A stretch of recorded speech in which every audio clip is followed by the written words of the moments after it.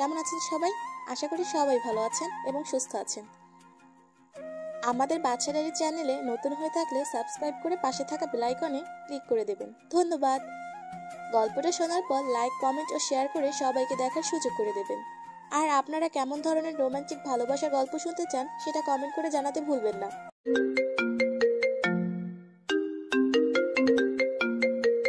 কেটে গেল। সঙ্গে সঙ্গে বাবার নাম্বার আবারও কল দিলাম, কিন্তু নাম্বার বন্ধ। মায়ের নাম্বারে কল দিলাম, রিং হচ্ছে কিন্তু রিসিভ হচ্ছে না। বিছানায় বসে কান্না করতে লাগলাম। আমার রুমমেট তৌহিদ ঘুম থেকে লাফ দিয়ে উঠে আমার কাছে এলো। তারপর আমি তাকে বললাম, আর সে বলল বাড়ির আশেপাশে কারো কাছে কল দিয়ে খবর নিতে। সঙ্গে সঙ্গে চাচাতো ভাই মনিরুরের কাছে কল দিলাম। প্রায় 5 বার কল করার পরে চাচাতো ভাই ঘুম ঘুম জড়িত কণ্ঠে বলল, কিরে লিমন, এত রাতে কেউ কল করে নাকি জরুরি কিছু? আমি কান্না করতে করতে বললাম, মনির ভাই, আমাদের বাড়িতে একটু দেখবা মা বাবা কেমন আছে? কেন, চাচা চাচির কি হয়েছে? বাবা নাকি মাকে খুন করেছে, আর সে নিজেও এখন আত্মহত্যা করবে। আমাকে কল দিয়ে এসব বলে কল কেটে দিয়েছে। আমি তো শহরে আছি, তাই তুমি একটু যাবে? বলিস কি, আমি এখনই যাচ্ছি। হাই আল্লাহ, চাচা কেন চাচিকে খুন করবে? তুমি একটু তাড়াতাড়ি যাও, আর গিয়ে আমাকে কল দিয়ে জানিও। আমি বরং ততক্ষণে সবকিছু গুছিয়ে রওনা দিচ্ছি। প্লিজ তাড়াতাড়ি যাও। আমিও তোর সঙ্গে যাব। আচ্ছা ঠিক আছে। আমি খাট থেকে নেমে তাড়াতাড়ি প্যান্ট শার্ট পরা শুরু করেছি।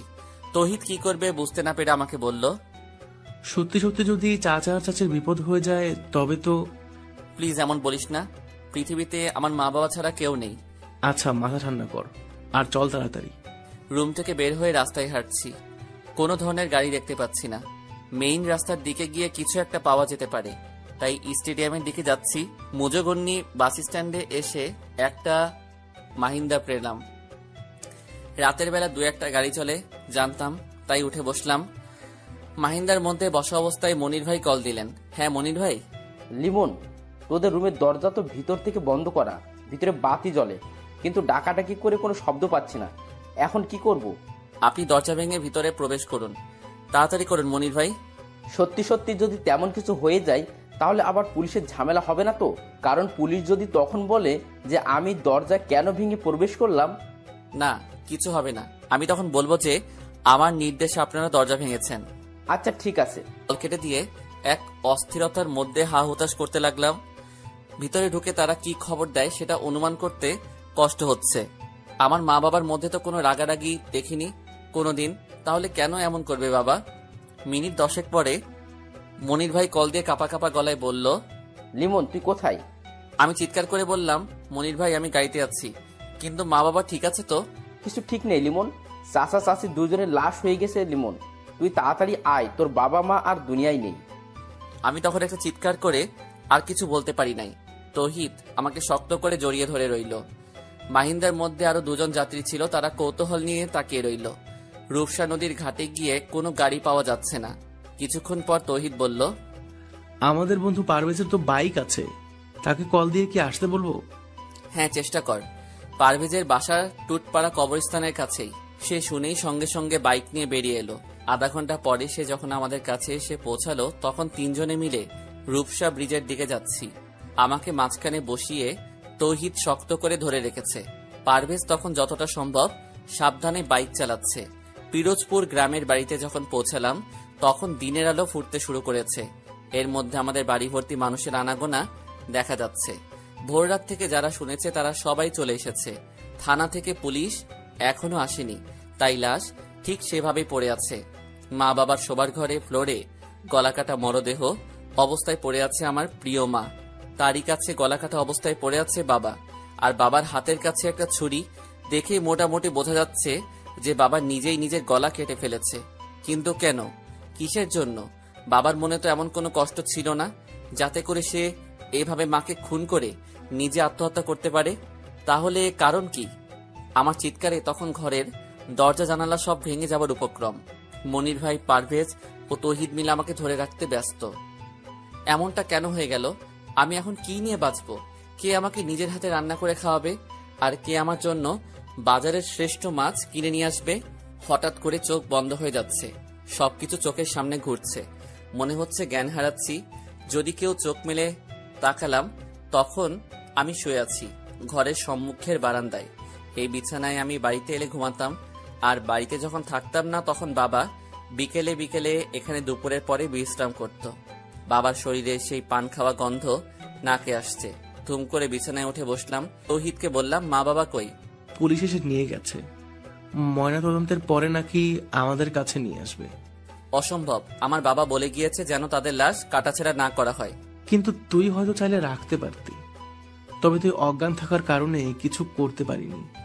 আর পুলিশের কাছে আমি আর মনির ভাই যতটা জানি ততটাই বললাম। তোর কাছে আঙ্কেল কল দিয়ে যা যা বলেছে, তারপর আমরা দুজনে রওনা দিলাম। আর মনির ভাইদের দরজা ভেঙে ভিতরে প্রবেশ করার পর সবকিছু বললাম। এখন আমি আমার মা বাবার লাশ কাটাছেঁড়া থেকে রক্ষা করব কিভাবে? তুই চাইলে একবার চেষ্টা করতে পারিস। আঙ্কেল নিজে যদি আন্টিকে খুন করে নিজে আত্মঘাতী হয়, তাহলে আর কাটাছেঁড়া করে কি হবে? আর বাহিরে দুজন পুলিশ এখনো দাঁড়িয়ে আছে, তাদের সঙ্গে কথা বলে দেখতে পারিস। পুলিশের সঙ্গে আমি আবার সবকিছু বললাম। তারা চেয়ারম্যান সাহেবের কাছে খবর দিতে বলে দিল। আমি চেয়ারম্যানকে কল দিলাম, মনির ভাইয়ের কাছ থেকে নাম্বার নিলাম। চেয়ারম্যান সাহেব কিছুক্ষণ পর আমাদের বাড়িতে এলেন। তারপর আমি তাকে বললাম যে মা বাবার লাশ ময়না তদন্তের দরকার নেই। তিনি বললেন যে তাহলে এমপির সঙ্গে যোগাযোগ করবেন এবং তিনি থানায় বলে দেবেন। মানসিকতার এতটা খারাপ অবস্থা, তবুও অনেক ঝামেলার মাধ্যমে মা বাবার লাশ ময়না তদন্তের হাত থেকে রক্ষা করলাম। কিন্তু মনের মধ্যে সেই একটা প্রশ্ন ঘুরছে, বাবা এমনটা কেন করলো? মাগরিবের কিছুক্ষণ আগেই মা বাবার দাফন করা শেষ হয়ে গেল। বাড়ি থেকে বের হব, পথে গেটের কাছে রাস্তার পাশেই ডান হাতে একটু ফাঁকা জমি আছে। বছর খানিক আগে একদিন সেখানে কিছু সুপারি গাছের চারা রোপণ করার সময় মা আমার সঙ্গে বলেছিল, তোর বাবা আর আমি মারা গেলে আমাদেরকে এখানে কবর দিস লিমন। আমরা তো মানুষ বেশি নয়, তুই বাড়ি থেকে বের হবার সময় আমাদের কবরে সালাম দিয়ে বের হতে পারবি। আবার যখন বাড়িতে ফিরবি তখনও আমাদের সালাম দিয়ে বাড়িতে প্রবেশ করবি। রাস্তা দিয়ে যখন মসজিদের ইমাম কিংবা কোনো ভালো লোক হেঁটে যাবে তখন আমাদের জন্য দোয়া করবে। আমি সেদিন হেসেছিলাম, কারণ আমার বিশ্বাস ছিল আমার মা বাবা এখনো অনেকদিন বাঁচবে। আসলে পৃথিবীর প্রতিটি মায়ের সন্তানেরাই চায় তাদের মা বাবা চিরকাল বেঁচে থাকুক। মা বাবাকে সেখানে কবর দিলাম। এখন আর চোখ দিয়ে পানি বের হচ্ছে না। দাফন কাজ শেষ করে সবাই চলে গেছে, শুধু আশেপাশের কিছু মানুষ আছে। মনির ভাই বরাবরই আমার কাছে বসে কান্না করছে। বাবা তাকে খুব পছন্দ করত। পাশের ঘরের প্রতিবেশী এক চাচি আমাকে মাথায় তেল দিয়ে দিল, কপালে আর মুখে হাত দিয়ে আদর করে বলল, এভাবে ওরা চলে যাবে তা কখনো ভাবিনি। যা হবার হয়ে গেছে, মনকে শক্ত কর, আমরা তো আছি। সারা দিনে মোবাইল বের করার সুযোগ হয়নি। সেই যে সকালবেলা পকেটে রেখেছি সেইভাবেই পকেটে পড়ে আছে।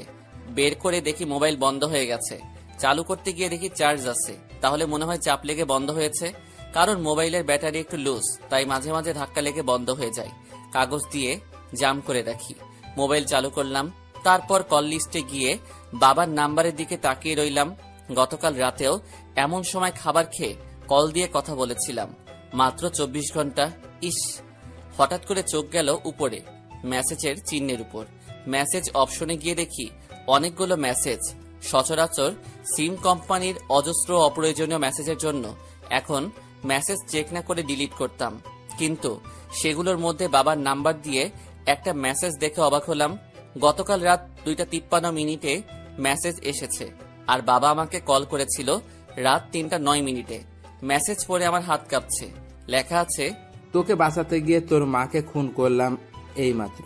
25 বছরের সংসার জীবনে যাকে আমি কখনো একটা চড়ও মারিনি, তাকেই একটু আগেই নিজের হাতে জবাই করেছি। এখন আমার নিজের গলায় কাটবো। ওরা সবাই এখন আমার চারিদিক দাঁড়িয়ে আছে। তোকে কল দিয়ে বাড়িতে আসার জন্য আমাকে বলেছে। আমি সেই ফাঁকে তোকে কল না দিয়ে আগে মেসেজ দিচ্ছি।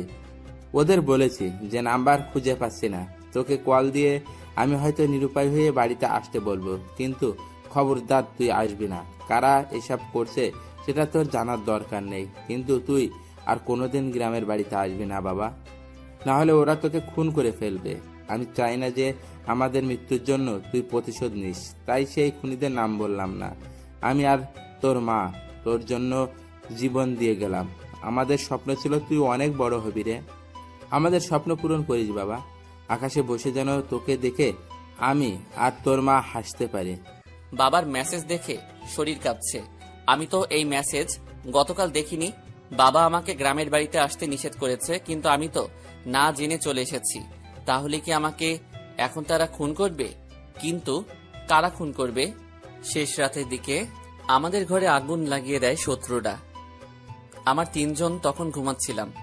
ঠিক তখনই তৌহিদ আগুন আগুন বলে চিৎকার করতে লাগলো। আচ্ছা, আরেকটু খুলে বলি। তৌহিদ ও পারভেজ দুজনেই মেসেজ পড়ে চমকে গেল। তৌহিদ আস্তে করে কানে কানে বলল, এই কথা কাউকে কিছু বলিস না, কারণ এখন তোর আশেপাশের সবাইকে শত্রু মনে করতে হবে। মনিরুল ভাইদের বাড়ি থেকে রাতের খাবার রান্না করে পাঠানো হয়েছে। তৌহিদ ও পারভেজ সেই খাবার খেয়েছে। আমাকেও তৌহিদ নিজের হাতে ভাত মেখে 2 লোকমা খাইয়ে দিল। সমস্ত ঘরের মধ্যে মা বাবার স্মৃতি জড়িয়ে আছে। রাতের বেলা আমি তৌহিদ ও পারভেজ একসঙ্গে ঘুমালাম। মনির ভাই থাকতে চেয়েছিলেন, কিন্তু আমরা নিষেধ করেছি।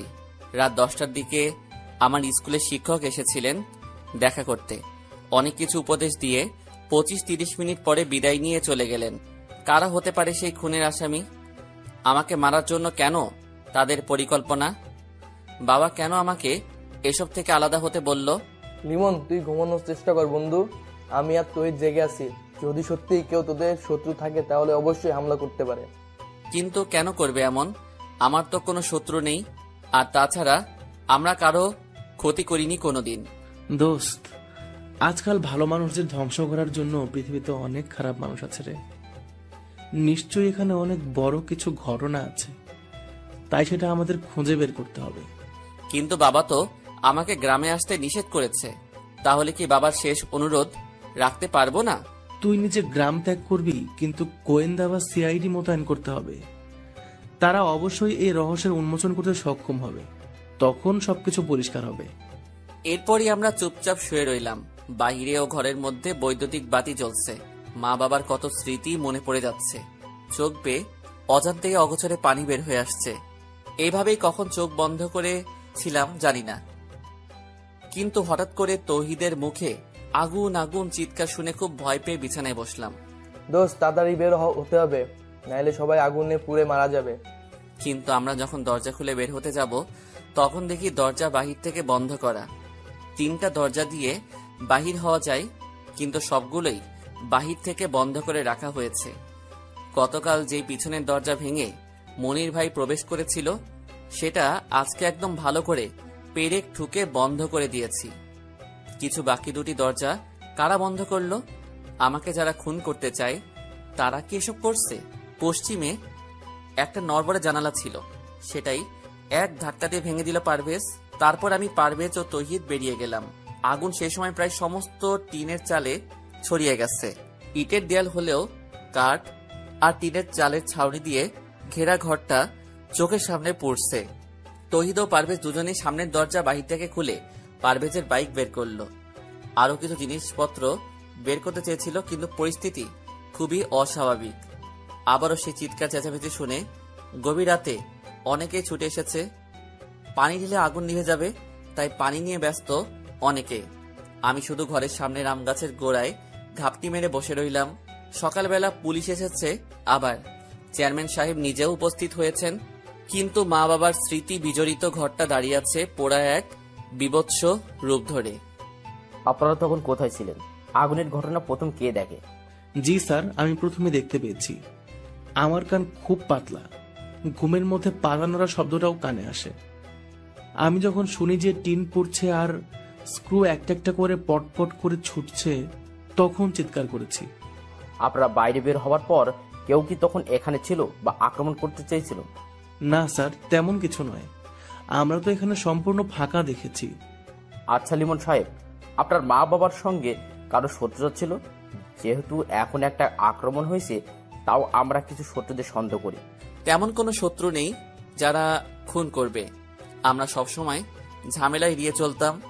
জমি জমা নিয়ে কারো সঙ্গে কোনো বিবাদ ছিল নিজেদের মধ্যে বংশগত ব্যাপারে? দলিল চাচার সঙ্গে পূর্বপাড়ায় একটা রাস্তার পাশের জমি নিয়ে মামলা চলে। তবে বাবা সপ্তাহখানিক আগে বলছিল যে জলিল চাচা নাকি আমাদের জমি ফিরিয়ে দিতে রাজি হয়েছে।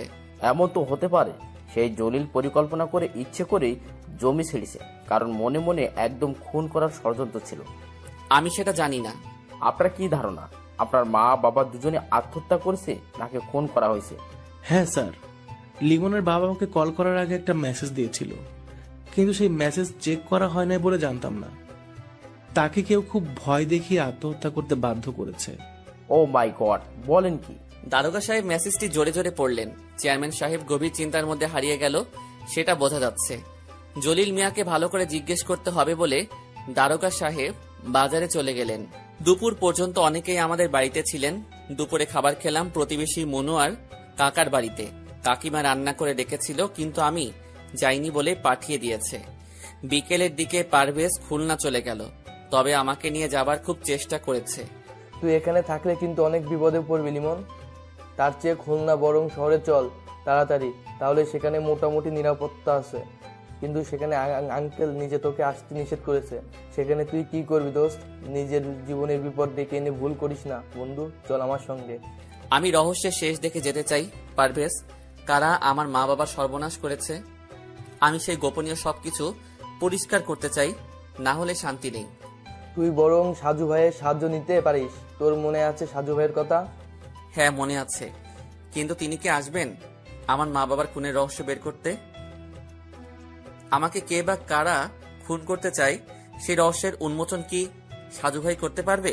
আমার বিশ্বাস তিনি পারবেন, কারণ সাজু ভাই হচ্ছে ঠান্ডা মাথার এক রোমান্টিক মানুষ। সকলের সঙ্গে কত সুন্দর মিল, তাই না? সেবার যখন তিনি খুলনা এসেছিলেন তোমাদের ম্যাচের মধ্যে, তখন তো আমরা সবাই দেখা করতে। সাজু ভাই, সজীব ভাই, শফিক ভাই আর রকি ভাই এরা সবাই যে রুমে থাকতো, এখন আমরা সেই রুমেই থাকি। বললাম ঠিক আছে পারভেজ, তুই বরং এখন সন্ধ্যা হবার আগে চলে যা। আমি আর তৌহিদ আগামীকাল সকালে খুলনা আসবো। তারপর সাজু ভাইয়ের সঙ্গে যোগাযোগ করে সবকিছু তাকে জানাবো। তাহলে রাতে থাকতে হবে কেন? মনির ভাই বললেন যে আজকে নাকি রাতের বেলা তিনি কিছু জরুরি কাগজপত্র দেখাবেন, সবকিছু আমাদের জমি জমার বিষয়ে, আর সেই সঙ্গে কিছু গোপনীয় কথা জানাতে চাই। তাহলে এখন দিনের বেলা সমস্যা কি? আমরা যে কতটা বিপদের মধ্যে তা কি সে জানে না?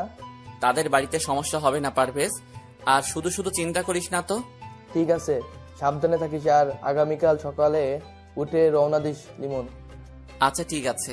সন্ধ্যার খানিকটা আগে বাজারের মধ্যে গেলাম আমি আর তৌহিদ।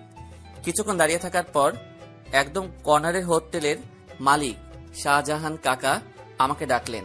আমি তার কাছে যেতেই তিনি আমাকে নিয়ে হোটেলের পিছনে গেলেন, তার সঙ্গে সঙ্গে আমিও গেলাম। তোমার মা বাবার ঘটনার জন্য সবাই স্তব্ধ হয়ে গেছে, তাই সান্ত্বনা দেওয়ার ভাষা জানা নেই। কিন্তু তোমাকে কিছু গোপনীয় কথা জানাতে চাই, মনোযোগ দিয়ে শুনবে, তবে আমার কথা কাউকে বলবে না। কি কথা শাহজাহান কাকা?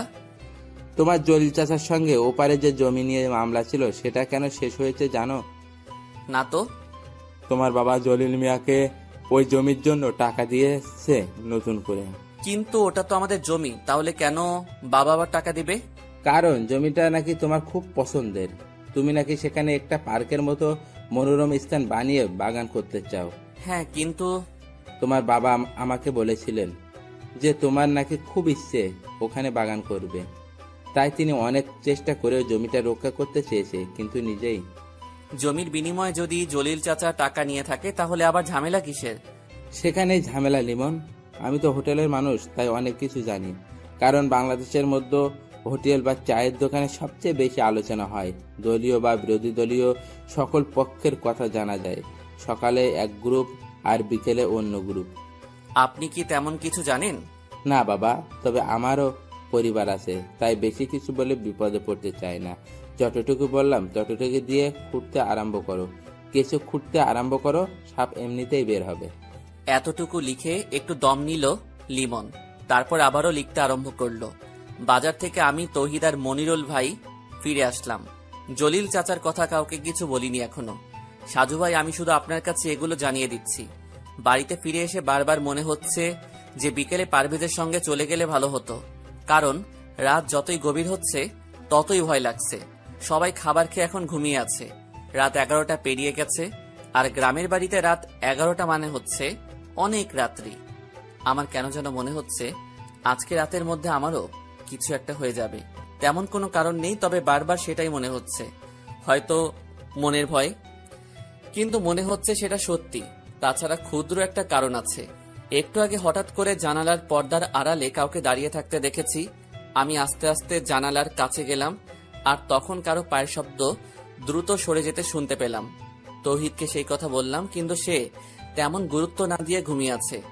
গতকাল আর পরশু রাতে বেচারা ভালো ঘুমাতে পারে নাই, তাই এখন মনে হয় তাকে ঘুমে গ্রাস করেছে। আমি অবশ্য চাইলে ঘুমাতে পারি না। তাছাড়া জানালার ঘটনাটা খুব ভাবাচ্ছে আমাকে, তাই যতক্ষণ সম্ভব জাগ্রত হয়ে থাকতে চাই। পরশু রাত ৩টায় বাবার সেই কল করার পর থেকে যা যা ঘটেছে সবকিছু সাজিয়ে লিখে দিলাম সাজু ভাই। সত্যি বলছি, আমার খুব ভয় করছে। যদি রাতের মধ্যে বা যে কোনো সময় আমি খুন হয়ে যাই, তাহলে সেই খুন আর মা বাবার খুনের রহস্য বের করার দায়িত্ব আপনার। আপনার এক ছোট ভাই হয়ে সেই দায়িত্ব আপনাকে দিলাম। আশা করি আপনি আসবেন। আমার বন্ধু পারভেজ, তৌহিদ ও আমার নিজের নাম্বার দিয়ে রাখলাম। যদি তৌহিদও আমার নাম্বারে না পান, তাহলে পারভেজের নাম্বারে কল দেবার অনুরোধ রইল। ইতি মোহাম্মদ লিমন, পিরোজপুর। গতকাল রাতে সাজু ভাইয়ের শরীর অসুস্থ ছিল, তাই তাড়াতাড়ি ঘুমিয়ে গেছিল, আর সকালবেলা অনেক দেরি করে ঘুম থেকে উঠেছে। তারপর ফ্রেশ হয়ে মোবাইলের মেসেঞ্জারে আসতে প্রায় দুপুর 12টা। অনেক পাঠক পাঠিকার মেসেজ এসে জমা হয়েছে। কেউ কেউ এখনো অ্যাক্টিভ, আবার অনেকে আনঅ্যাক্টিভ। সবগুলোর একটু সংক্ষিপ্ত রিপ্লাই করতে করতে হঠাৎ করে গতকাল রাত 12টার মেসেজ চোখে পড়ল। এমডি লিমন আইডি দিয়ে এত বড় একটা মেসেজ এসেছে, সম্পূর্ণ ঘটনা এখানে বর্ণনা করা। সে রাত 3টায় কল দিয়ে কথা বলা, শুরু থেকে গতকাল রাত পর্যন্ত ঘটে যাওয়া ঘটনার বর্ণনা। খুব মনোযোগ সহকারে সম্পূর্ণ ঘটনা পড়ল সাজু ভাই। তারপর বেশ কিছু সময় চোখ বন্ধ করে কিছু ভাবতে লাগলো। তৌহিদ ও লিমন দুজনের নাম্বার সত্যি সত্যি বন্ধ দেখাচ্ছে, তাই পারভেজের নাম্বারে কল দিল সাজু ভাই। বেলা তখন দুপুর 12টা 34। আসসালামু আলাইকুম, কে বলছেন? ওয়ালাইকুম আসসালাম, সাজু ভাই বলছি। তুমি কি লিমনের বন্ধু পারভেজ? জি ভাই, কেমন আছেন ভাইজান? আপনার কথা গতকাল রাতেও লিমনের সঙ্গে আলোচনা করেছি, কিন্তু আপনি নিজেই আজকে আমাকে কল দিলেন। ভাইজান, আমার বন্ধু খুব বিপদ, একটু সাহায্য করবেন? তোমার বন্ধু লিমন গতকাল রাতে আমাকে সম্পূর্ণ ঘটনা টেক্সট করেছে, কিন্তু আমি একটু অসুস্থ, তাই রাতে রিপ্লাই করতে পারিনি, আর সকালেও অনলাইনে ছিলাম না। তোমার বন্ধু লিমন কেমন আছে? ভাই, একটুও ভালো না। কেন? আজকে সকালে তো তৌহিদ আর লিমন শহরে যাবার কথা, যায়নি? না ভাই, গতকাল রাতে ওদের দুজনকে কারা যেন গায়েব করে দিছে। সরাসরি খুন করিনি, কিন্তু ধরে নিয়ে গেছে। দরজা ভিতর থেকে বন্ধ করা আছে, কিন্তু সেই বাড়িটা মাটি দিয়ে উঁচু করে তার উপর কাঠ দিয়ে নির্মাণ করা, তাই কাঠের নিচ থেকে মাটি খুঁড়ে রুমে ঢুকেছে। মাটি খোঁড়ার চিহ্ন এখনো পড়ে আছে, কিন্তু ওদের কোথাও খুঁজে পাওয়া যাচ্ছে না। তাহলে কি সেই মনিরুল লোকটার মধ্যে কোনো গন্ডগোল আছে? না সাজু ভাই, কারণ সকালবেলা পুকুরের মধ্যে পানিতে ভাসমান অবস্থায় মনিরুল ভাইয়ের লাশ পাওয়া গেছে। মনিরুল ভাইকে খুন করে ওদেরকে কিডন্যাপ করেছে। এলাকা ভয়ঙ্কর হয়ে গেছে। কি? লিমনের মা বাবা দুইজনের কবরের মাঝখানে একটা কাগজ পাওয়া গেছে, সেই কাগজে লেখা আছে, সরি আব্বাজান। কেউ ভাবছে লিমন আর তৌহিদ খুন করে এখান থেকে পালিয়ে গেছে, আবার কেউ বলছে তাহলে ওভাবে দরজা না খুলে মাটি খুঁড়ে বের হব, তো উপযুক্ত কারণ পাচ্ছি না। কিন্তু সকল মানুষের কথা কানে না নিয়ে সরাসরি গিয়ে সাজু দেখতে যাচ্ছে। সাজুদের গ্রামের বাড়ি বাগেরহাট। যেহেতু তাদের পাশের জেলা হচ্ছে পিরোজপুর, তাই সরাসরি সে আগে বাড়িতে যাবে। তারপর সেখান থেকে নিজস্ব বাইক নিয়ে পিরোজপুর যাওয়া যাবে। গুলিস্তান থেকে দোলা পরিবহনের লঞ্চ পারাপারের গাড়ির টিকিট সংগ্রহ করলো। অনেকদিন পর সে গ্রামের বাড়িতে যাচ্ছে। দাদা দাদির সঙ্গে কতদিন তার দেখা হয় না। যেহেতু লঞ্চ পারাপারের গাড়ি, তাই ফেরির মধ্যে অপেক্ষা করার ঝামেলা নেই। কবে যে স্বপ্নে সে পদ্মা সেতু নির্মাণ কাজ শেষ হবে। গ্রামের মধ্যে এখন এক অস্থিরতা তৈরি হয়ে গেছে, যেটা কল্পনার মধ্যে ছিল না। পুলিশ সারাক্ষণ শুধু আনাগোনা করছে, প্রায় সবাইকে কিছু না কিছু জিজ্ঞেস করা হচ্ছে। মনিরুলের পরিবারের কান্না আর আহাজারিতে সবচেয়ে বেশি আকাশ ভারী হয়ে যাচ্ছে। পুকুরের পাড়ে এমন কিছু নেই যেটা খুনির কাছে পৌঁছাতে পারে। দারোগা সাহেব যখন সাজুর কথা শুনলেন, তখন একটু ভ্রু কুঁচকে যেন কিছু ভাবলেন। সাজু যখন লিমনদের গ্রামের মধ্যে প্রবেশ করলো, তখন সন্ধ্যা হয়ে গেছে। বাড়িতে ফিরে কোনো রকমে ফ্রেশ হয়ে বাইক নিয়ে চলে এসেছে। সাজু স্থানীয় বাজারে এসে পারভেজকে কল দিল। পারভেজ তখন বাজারেই ছিল। বাজারের এক পাশে বিশাল জটলা। সেখানে সবাই ঘিরে আছে এবং পুলিশও দেখা যাচ্ছে। সাজু সেখানে এগিয়ে গিয়ে পারভেজের সঙ্গে সরাসরি হাত মিলিয়ে নিল। তারপর যখন জানতে পারল যে তৌহিদ ফিরে এসেছে, তখন অবাক হয়ে নিজেই সেদিকে এগিয়ে গেল। প্রায় ঘন্টাখানিক পরে পুলিশ তৌহিদকে নিয়ে থানায় রওনা দিল। তার আগে সাজু ভাই একবার মনিরুল আর লিমনদের ঘর দেখে এসেছেন। সব মোটামুটি ঠিক আছে, কিন্তু মনিরুলদের বাড়িতে যে ঘরে লিমন আর তৌহিদ ছিল, সেখানে মাটি খুঁড়ে বের হবার স্থান দেখে প্রশ্ন জাগল। তখন সে বুঝতে পারছে যে সবগুলো প্রশ্নের উত্তর তৌহিদের কাছে পাওয়া যাবে। পুলিশের সঙ্গে সঙ্গে সাজুও গিয়েছে থানায়, কারণ পুলিশ বলছে যা কিছু জিজ্ঞেস করার সব থানায় গিয়ে করবে। লিমন এখন কোন জায়গায় আছে? আর সেদিন রাতে তোমরা কিভাবে কি করেছো? তৌহিদ আস্তে আস্তে বলল, সাজু ভাই, আমি এখন জানি না লিমন কোথায়, কারণ আমাকে ওরা ফিরোজপুরের সি অফিস মোড়ে এসে নামিয়ে দিয়ে চলে গেছে। তারপর সেখান থেকে আমি একা এসেছি এখানে। লিমনের মধ্যে পশু ভর করেছে, ও কাউকে ছাড়বে না। মনিরকে কে খুন করেছে? লিমন। তুমি তখন কোথায় ছিলে? আমাকে আরো দুটো লোক ধরে রেখেছিল। মানে কি? সেখানে আবার আরো দুটো লোক কিভাবে এসেছে? আমি জানি না। তুমি আর লিমন যে ঘরে ছিলে, সেই ঘরের মধ্যে মাটির শীত কেটেছে কে? আমি সেখানে গিয়ে স্পষ্ট বুঝতে পারছি যে ভেতর থেকে মাটি খুঁড়ে বের হয়েছে তোমরা। হ্যাঁ সাজু ভাই, লিমন নিজে মাটি খুঁড়ে বের হবার অবস্থা করেছে। আমার এমনিতেই কান পাতলা, তাই যখন ধূপধাপ শব্দ হলো তখন তাকিয়ে দেখি লিমন মাটি কাটছে। কিভাবে দেখলে? হ্যাঁ ঠিক তাই। আমি বিছানা থেকে নেমে তখন বললাম, কিরে লিমন, কি হয়েছে? লিমন তখন আমাকে চুপ করতে বলল। তারপর জানলা দিয়ে বাইরে তাকাতে বলছে। আমি তাকিয়ে দেখি যে সম্মুখে পুকুর পাড়ে কারা যেন দাঁড়িয়ে আছে। তাদের একজন হাতে সিগারেট ছিল, আর সেই সিগারেটের আগুন ওঠানামা করছে, তবে সামান্য আস্তে আস্তে কথাও কানে বাজছিল। তারপর আমরা সেখান থেকে গর্ত নিয়ে আস্তে আস্তে করে বের হলাম। দরজা খুলে বের হলে না কেন? কারণ দরজা বাইরে থেকে বন্ধ ছিল। তাহলে কি মনির? হ্যাঁ, লিমন সেজন্যই বাইরে গেছে এবং আমি তার সঙ্গে ছিলাম। কিন্তু সবচেয়ে বেশি অবাক হলাম কারণ দুটো লোক লিমনের পরিচিত। তারা তখন মনিরকে হাত পা আর মুখ বেঁধে দাঁড়িয়ে আছে। লিমন সেখান গিয়ে ওদের একজনের হাত থেকে একটা বড় ছুরি নিয়ে মনিরুল ভাইয়ের গলা কেটে দিল। কি বলছো তুমি? এতটা সহজ? আর লিমনের সঙ্গে তাদের কিসের সম্পর্ক? আমি জানি না। আমি এতটা হতভম্ব হয়ে গেছি যে সেখানে অজ্ঞান হয়ে মাথা ঘুরে পড়লাম। আর তারপর যখন হুঁশ হয়েছে তখন আমি একটা টিন দিয়ে ছাউনি করা ঘরের মধ্যে বন্দি। লিমন সেখানে ছিল না? না, তবে আরেকটা লোক এসেছিল কিছুক্ষণ পরে, আর তিনি বলেছেন যে আমাকে নাকি তারা পাঠিয়ে দেবে, তবে শহরের মধ্যে ছেড়ে দেবে, কারণ গ্রামের মধ্যে নিয়ে গেলে প্রচুর ঝামেলা হতে পারে। লিমনের কথা জিজ্ঞেস করনি? হ্যাঁ, তারা বলল আমি লিমনের বন্ধু, তাই তারা আমাকে বাঁচাতে দিচ্ছে, না হলে আমাকেও শেষ করে দিত। আমি যেন ফিরোজপুরে থেকে সরাসরি খুলনা শহরে চলে যাই আর কাউকে কিছু না বলি। যদি কিছু বলি তাহলে আমারও প্রচুর বিপদের মুখে পড়তে হবে। লিমন নাকি তার মা বাবার খুনি কে সেটা জানতে পেরেছে, তাই এক এক করে সবাইকে হত্যা করতে চায়ও। আর যেহেতু তার বাবা তাকে এসব খুনোখুনি করতে নিষেধ করেছে, তাই সরি আব্বাজান ব্যবহার করবে। কিছুটা বুঝতে পারছি, কিন্তু এখনো অনেক কিছু জানার বাকি। তবে লিমনের সঙ্গে যোগাযোগ করা আমার খুব দরকার। যিনি আমাকে এখানে আসার জন্য অনুরোধ করছে সে নিজেই এখন। আমি এসব বলতে চাই নাই, কিন্তু গ্রামের সবাই আর পুলিশ আমাকেও সন্দেহ করেছে, তাই এখন বাধ্য হয়ে বলছি। ঠিক আছে, তুমি আপাতত পুলিশের হেফাজতে থাকো, তারপর দেখি কি করা যায়। আচ্ছা ঠিক আছে সাজু ভাই, কিন্তু লিমন যে এভাবে পরিবর্তন হবে কখনো ভাবিনি। মাত্র কিছু সময়ের মধ্যে কিভাবে কি হয়ে গেল, আর তার সঙ্গে লোক দুটো যুক্ত আছে, কি ভয়ঙ্কর। থানা থেকে বের হয়ে সাজু নিজের এলাকায় চলে এসেছে। রাতের মধ্যে সেই গ্রামে থাকার কোনো মানে হয় না। আর পারভেজ তো থানায় আসার আগেই বিদায় নিয়ে চলে গেছে। রাত 10টার দিকে বাড়িতে ফিরে ডিনার করে নিজের বিছানায় শুয়ে সজীবের কাছে কল দিল। আসার পথে সজীব কল দিছিল, কিন্তু তখন কথা বলতে পারে নাই। হ্যাঁ সজীব, কি খবর? বেশি ভালো না সাজু। কেন? রুহির মা অসুস্থ, তাকে ঢাকা মেডিকেল কলেজ হাসপাতালে ভর্তি করা হয়েছে। রুহি এখন সেই হাসপাতালে আছে। আমি তো চট্টগ্রামে আছি, আর তুই আজকে নাকি বাড়িতে গেলি। হ্যাঁ, পিরোজপুরে একটা মামলার মধ্যে জড়িয়ে যাওয়ার সম্ভাবনা আছে, তবে আগের চেয়ে এটা বেশ জটিল মনে হচ্ছে।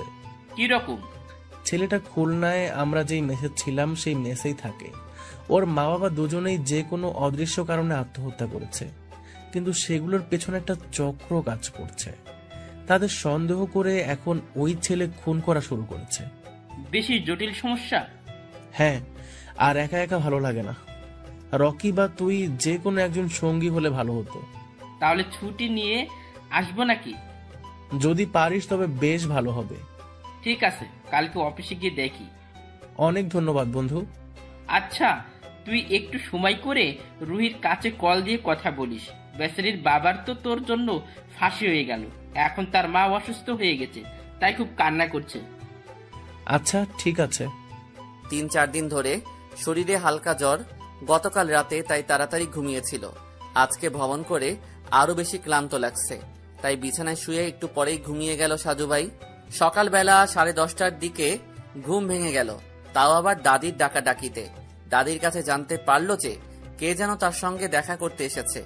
বাহিরে এসে সাজু তাকে চিনতে পারছে না, তবে লোকটা বেশ বয়স্ক। বসে বসে তারা দাদার সঙ্গে গল্প করছে। সাজু মনে মনে ভাবলো, দাদা আবার নতুন করে বিয়ে দেবে নাকি। আসসালামু আলাইকুম। ওয়ালাইকুম আসসালাম। কেমন আছেন আপনি? জি আলহামদুলিল্লাহ। আপনি কেমন আছেন? আর আপনি কিন্তু আমার দাদার বয়সী, তাই নাতি হিসেবে তুমি করে বললে খুশি হব। ঠিক আছে, তাই হবে। আমি লিমনের নানা, তাই সম্পর্কে ঠিকই আছে। কোন লিমন?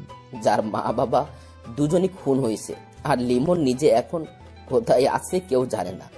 আপনি তার নানা? হ্যাঁ, তবে আপন নানা নয়, ওরা মায়ের সম্পর্কে চাচা হই আমি। লিমনের নানা মারা গেছে অনেক আগে, তারপর থেকে ওর মাকে আমি মানুষ করেছিলাম। বুঝতে পেরেছি, কিন্তু আমি গতকালই লিমনের সেই মোটর সাইকেলওয়ালা বন্ধুর কাছে শুনেছি যে সে সাজু নামের এক গোয়েন্দা আসবে। সারাদিন অপেক্ষায় রইলাম, কিন্তু যখন এলে তখন দেখা করতে পারলাম না। কিন্তু কেন?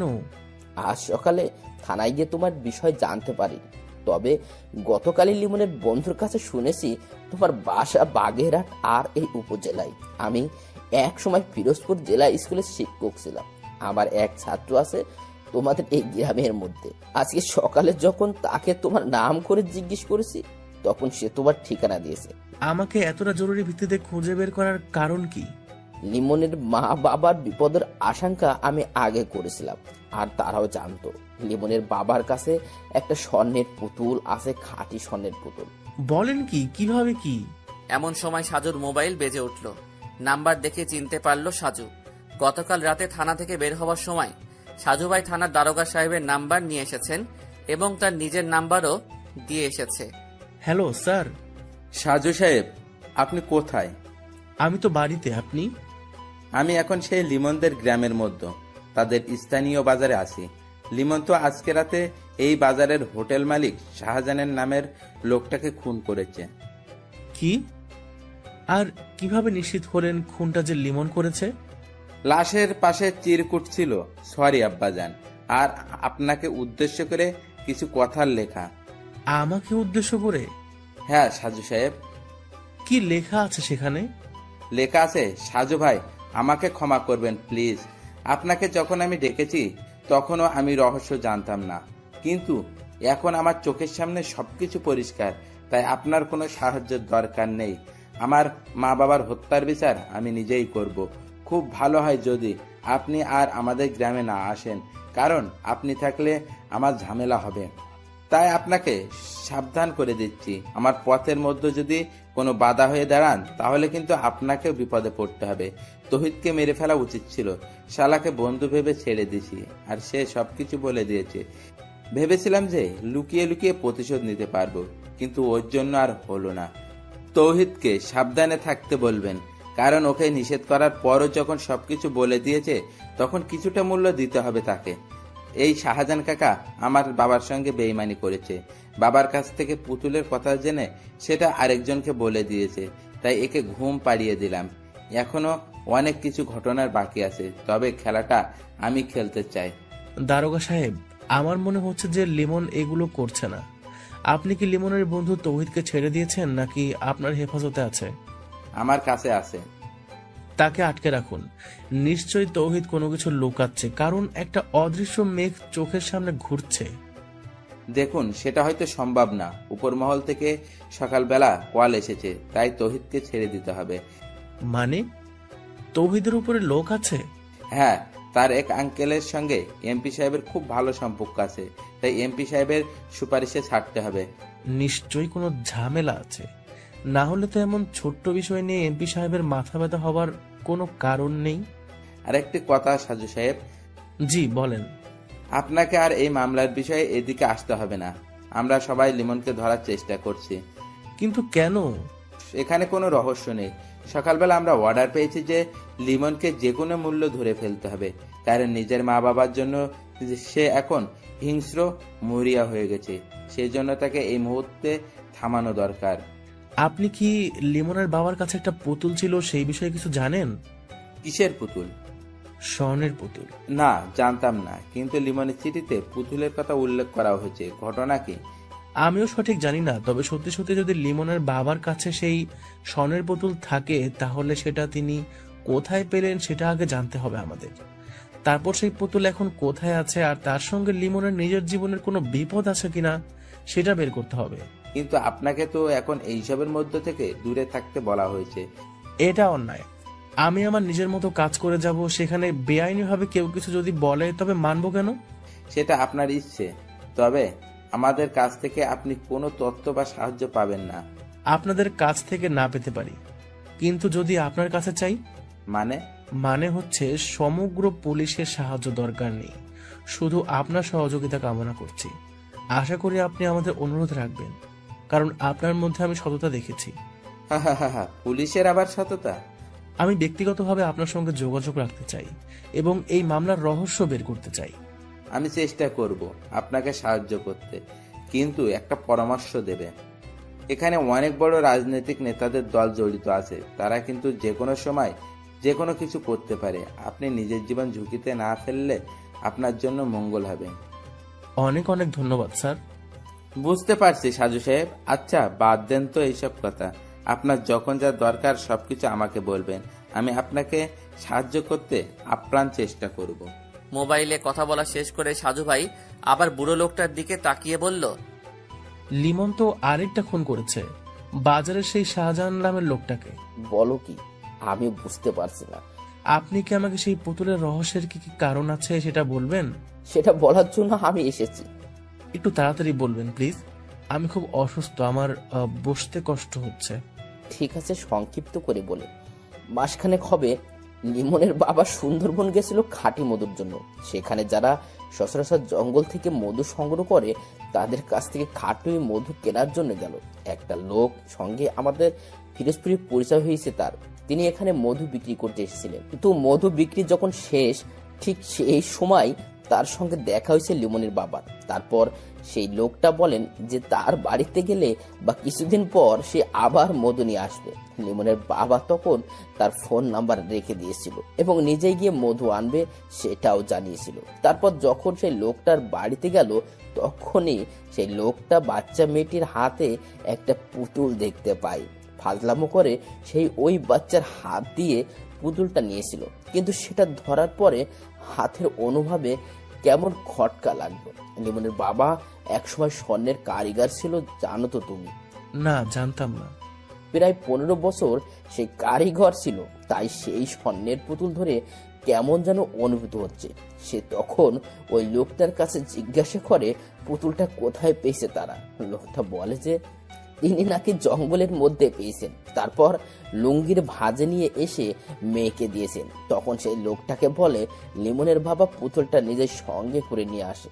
তারপর ফিরোজপুর এসে নিজের পরিচিত পুরনো এক বন্ধুর কাছে গিয়ে সেটা পরীক্ষা করে, আর সেটাই ছিল তার চরম একটা ভুল। চরম ভুল কেন?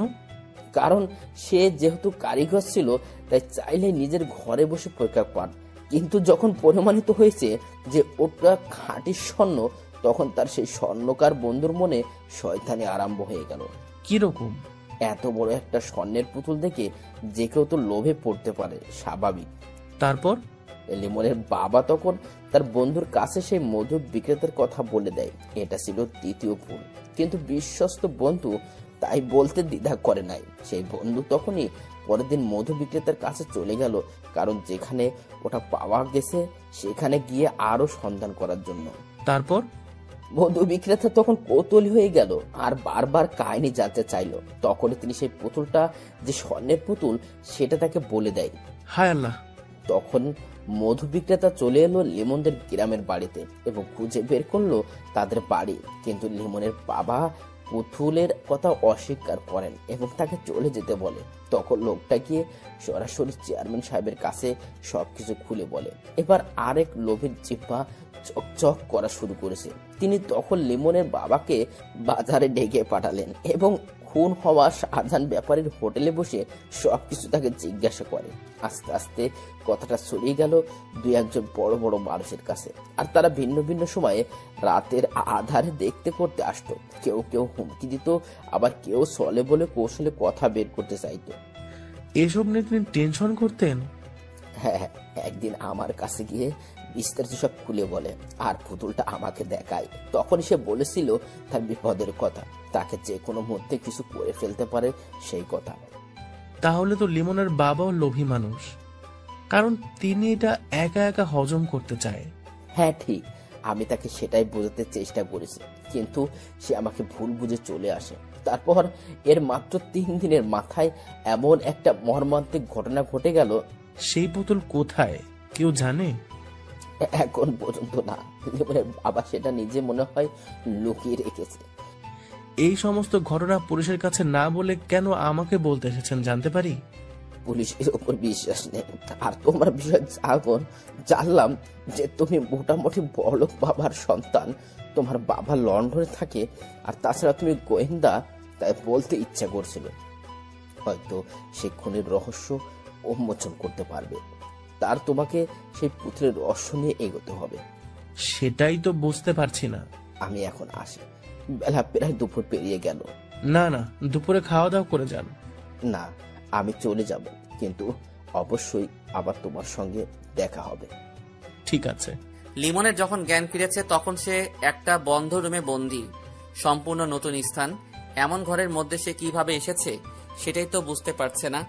বিছানার পাশে একটা চেয়ারে লাল গেঞ্জি পরে একটা লোক বসে আছে। তাকে চোখ মেলে যখন নড়াচড়া করতে দেখলো তখন শরীর ঝাড়া দিয়ে বলল, ডাক্তারের কথা তাহলে মিলে গেছে? কে আপনি, আর আমি এখানে কেন?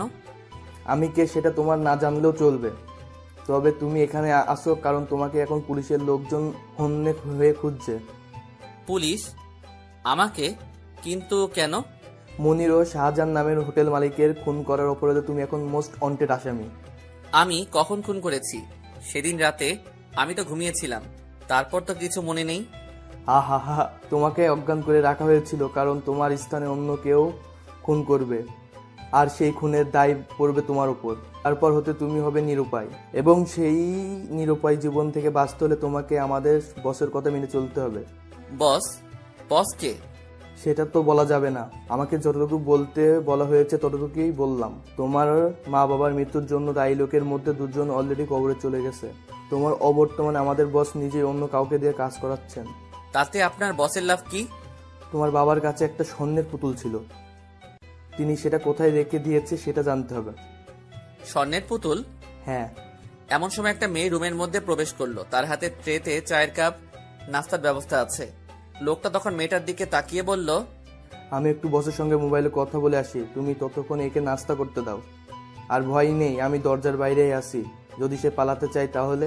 আমার নাম নাসরিন জাহান, তোমার নাম কি? কে আপনি? এটা আবার কারোর নাম হয় নাকি? একদম হাসবেন না। আপনি কে? আমাকে কেন এখানে আটক করা হয়েছে? আমি জানি না, তবে আপনাকে দিয়ে খারাপ কাজ করানো হবে এতটুকু জানি। আমার অপরাধ? আপনার কোনো অপরাধ নেই, কিন্তু এরা যা করে সবকিছুই অপরাধ। এমন সময় লাল গেঞ্জি পরা লোকটা রুমে ঢুকে মোবাইল এগিয়ে দিয়ে বলল, লিমন। মোবাইলটা কানের কাছে নিয়ে অপর প্রান্তের কণ্ঠ শুনে চমকে গেল।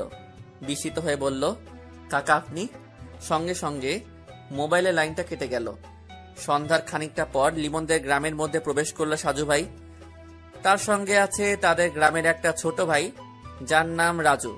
রাজুর অনেক শখ, সে সাজুর সঙ্গে যে কোনো একটা মামলার সময় সঙ্গী হবে।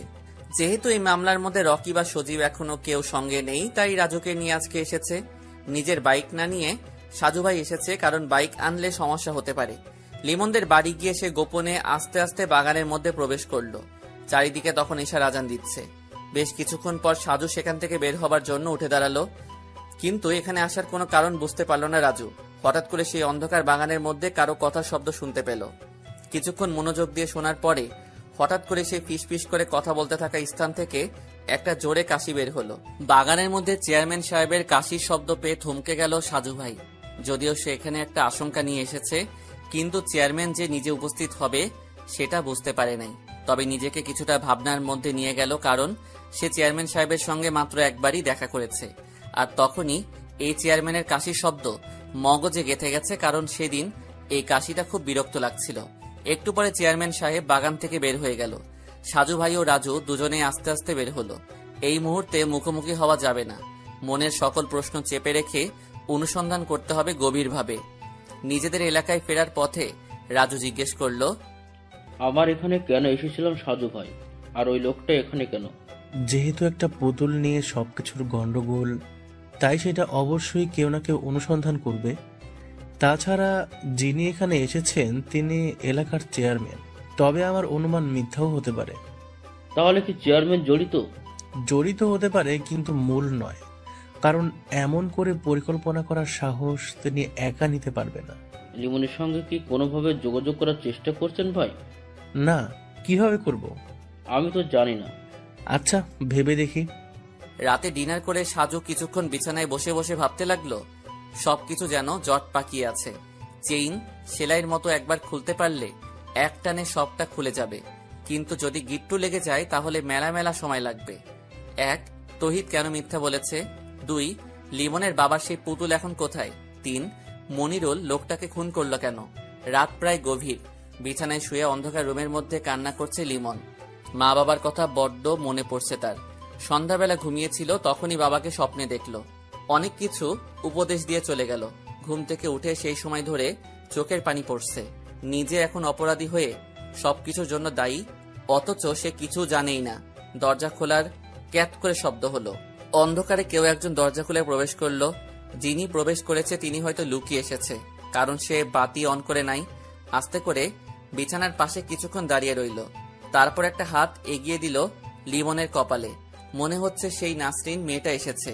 লিমনের কপালে হাত দিয়ে কিছু বুঝতে চেষ্টা করলো, কিন্তু গালের কাছে হাত পড়তেই গাল ভেজা অনুভব করে মেয়েটা আস্তে করে বলল, আপনি কি জেগে আছেন?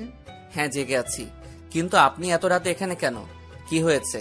দিনের বেলা স্বাধীনভাবে আসতে পারি নাই, তাই রাতের আধারে লুকিয়ে এসেছি। আপনারা খুব খারাপ। আপনাদের সঙ্গে কথাই বলতে ইচ্ছে করে না। আচ্ছা, একটা প্রশ্ন করব। করেন। আপনি কি সেই যার মা বাবাকে পুতুলের জন্য পরিকল্পনা করে হত্যা করা হয়েছে? আমার মা বাবা মারা গেছে, এটা সত্যি, কিন্তু কি কারণে মারা গেছে জানি না। আমি সেটা জানার জন্য চেষ্টা করব, কিন্তু আমি তো বন্দী এখানে। আমিও একসময় আপনার মতো একটা খুবই সাধারণ মেয়ে ছিলাম, কিন্তু এদের চক্রের সঙ্গে জড়িয়ে গিয়ে আজ কতটা খারাপ। আপনারা আমাকে মুক্তি দেবেন কবে? জানি না, আমি শুধু এখানে রান্না করি আর সবার জন্য চা নাস্তা তৈরি করি। আপনাকেও কি কিডন্যাপ করেছে? হ্যাঁ, আমি ওদের এখানে বছর খানিক ধরে বন্দী আছি। কতটা কষ্ট হচ্ছে জানেন? কতদিন পেরিয়ে গেল, কিন্তু খোলা রাস্তায় হাঁটতে পারি না।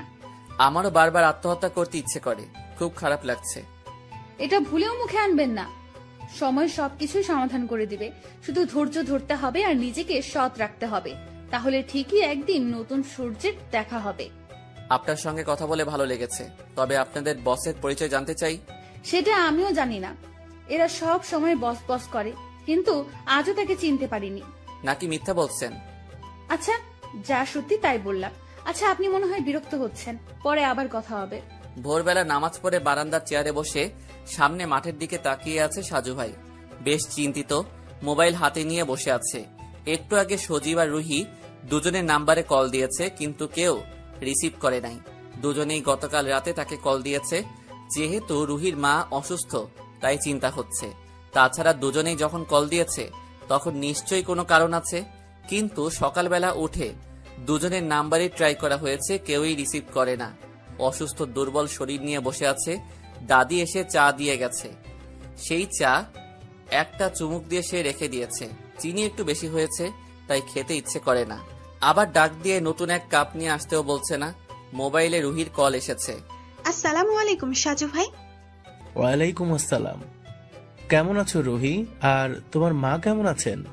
মোটামুটি ভালো, হাসপাতালেই আছি। গতকাল রাতে তুমি কল করেছিলে আর সজীবও কল দিয়েছে, কিন্তু আমার শরীর অসুস্থ তাই মোবাইল সাইলেন্ট করে ঘুমিয়ে গিয়েছিলাম। আপনি কি বেশি অসুস্থ? কাল রাতে সজীবকে আপনার কথা জিজ্ঞেস করেছিলাম, তখন সজীব বলল আপনি অসুস্থ। আর সজীব আপনাকে কল দিয়ে আমাকে কল করেছে। যখন বললে আপনি রিসিভ করেননি, তখন আমার আরো চিন্তা হতে লাগলো।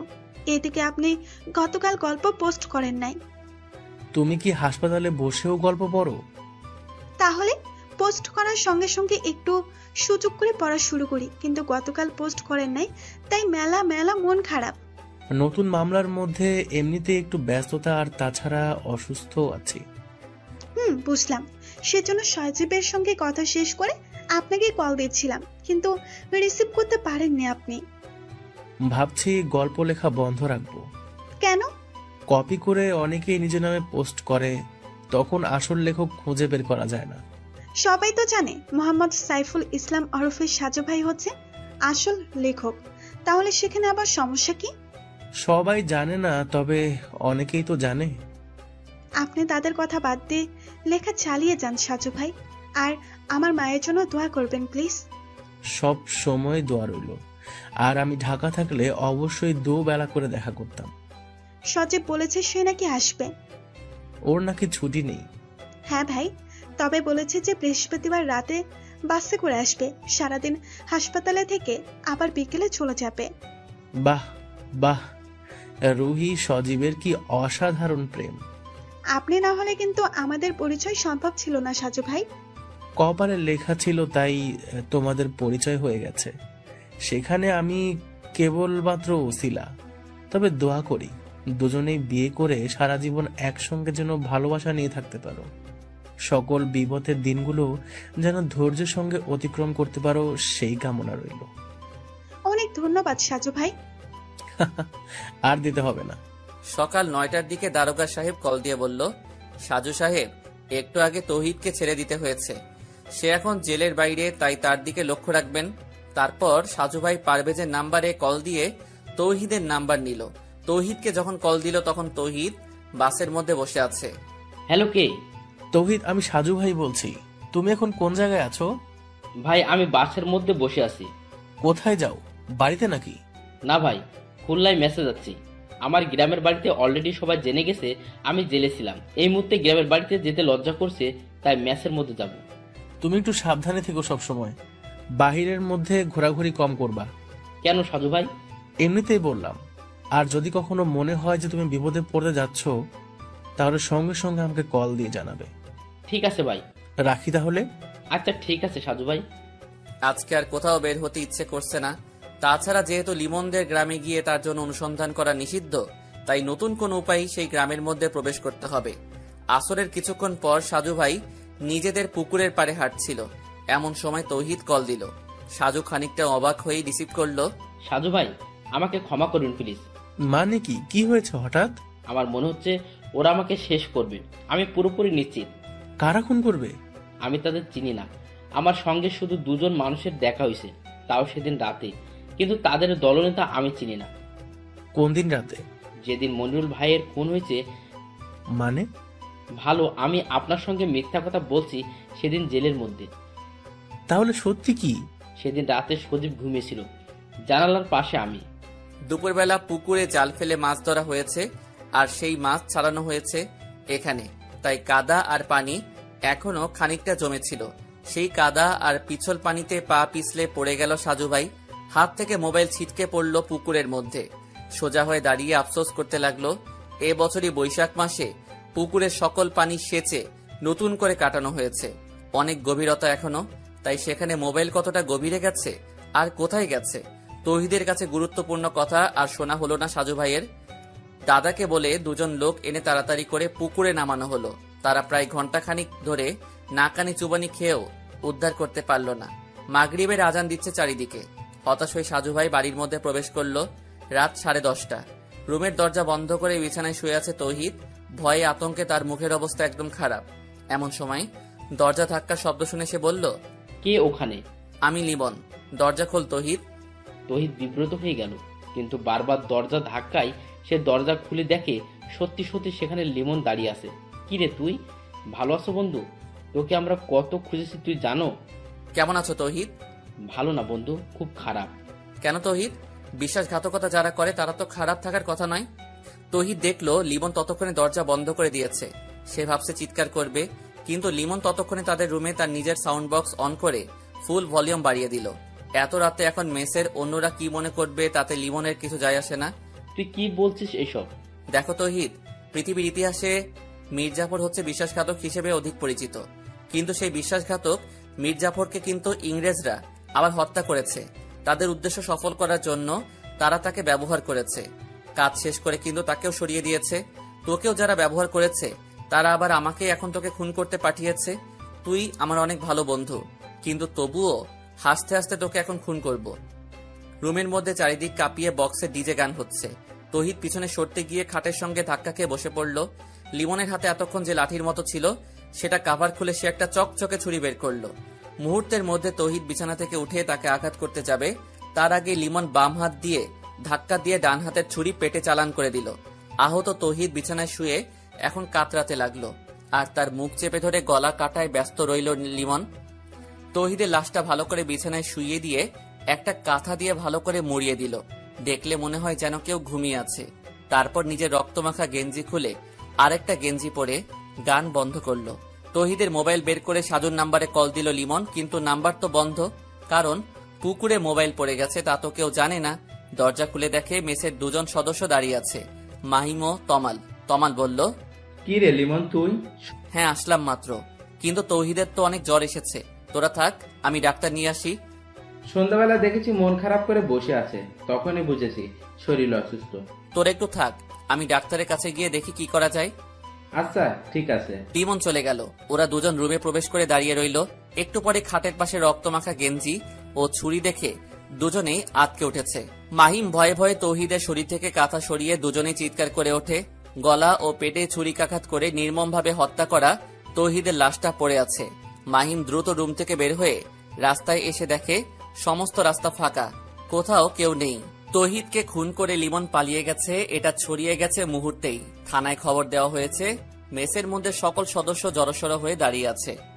সকলের মনে একটা আতঙ্ক, কিন্তু খুনটা যে লিমন করেছে সেটা নিয়ে অনেকের মনে যেন সন্দেহ সৃষ্টি হচ্ছে।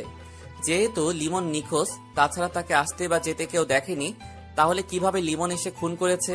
তাছাড়া তমালের সঙ্গে মাগরিবের পরে তৌহিদের খানিকটা ঝগড়া হয়েছে। তৌহিদ কিছু টাকা পাবে তমালের কাছে, সেই টাকার জন্য একটু কথা কাটাকাটি। তমাল এমনিতেই একটু উশৃঙ্খল টাইপের ছেলে, গাঁজা টাজা খায়, আবার স্থানীয় কিছু বাজে ছেলেদের সঙ্গে আড্ডা দেয়।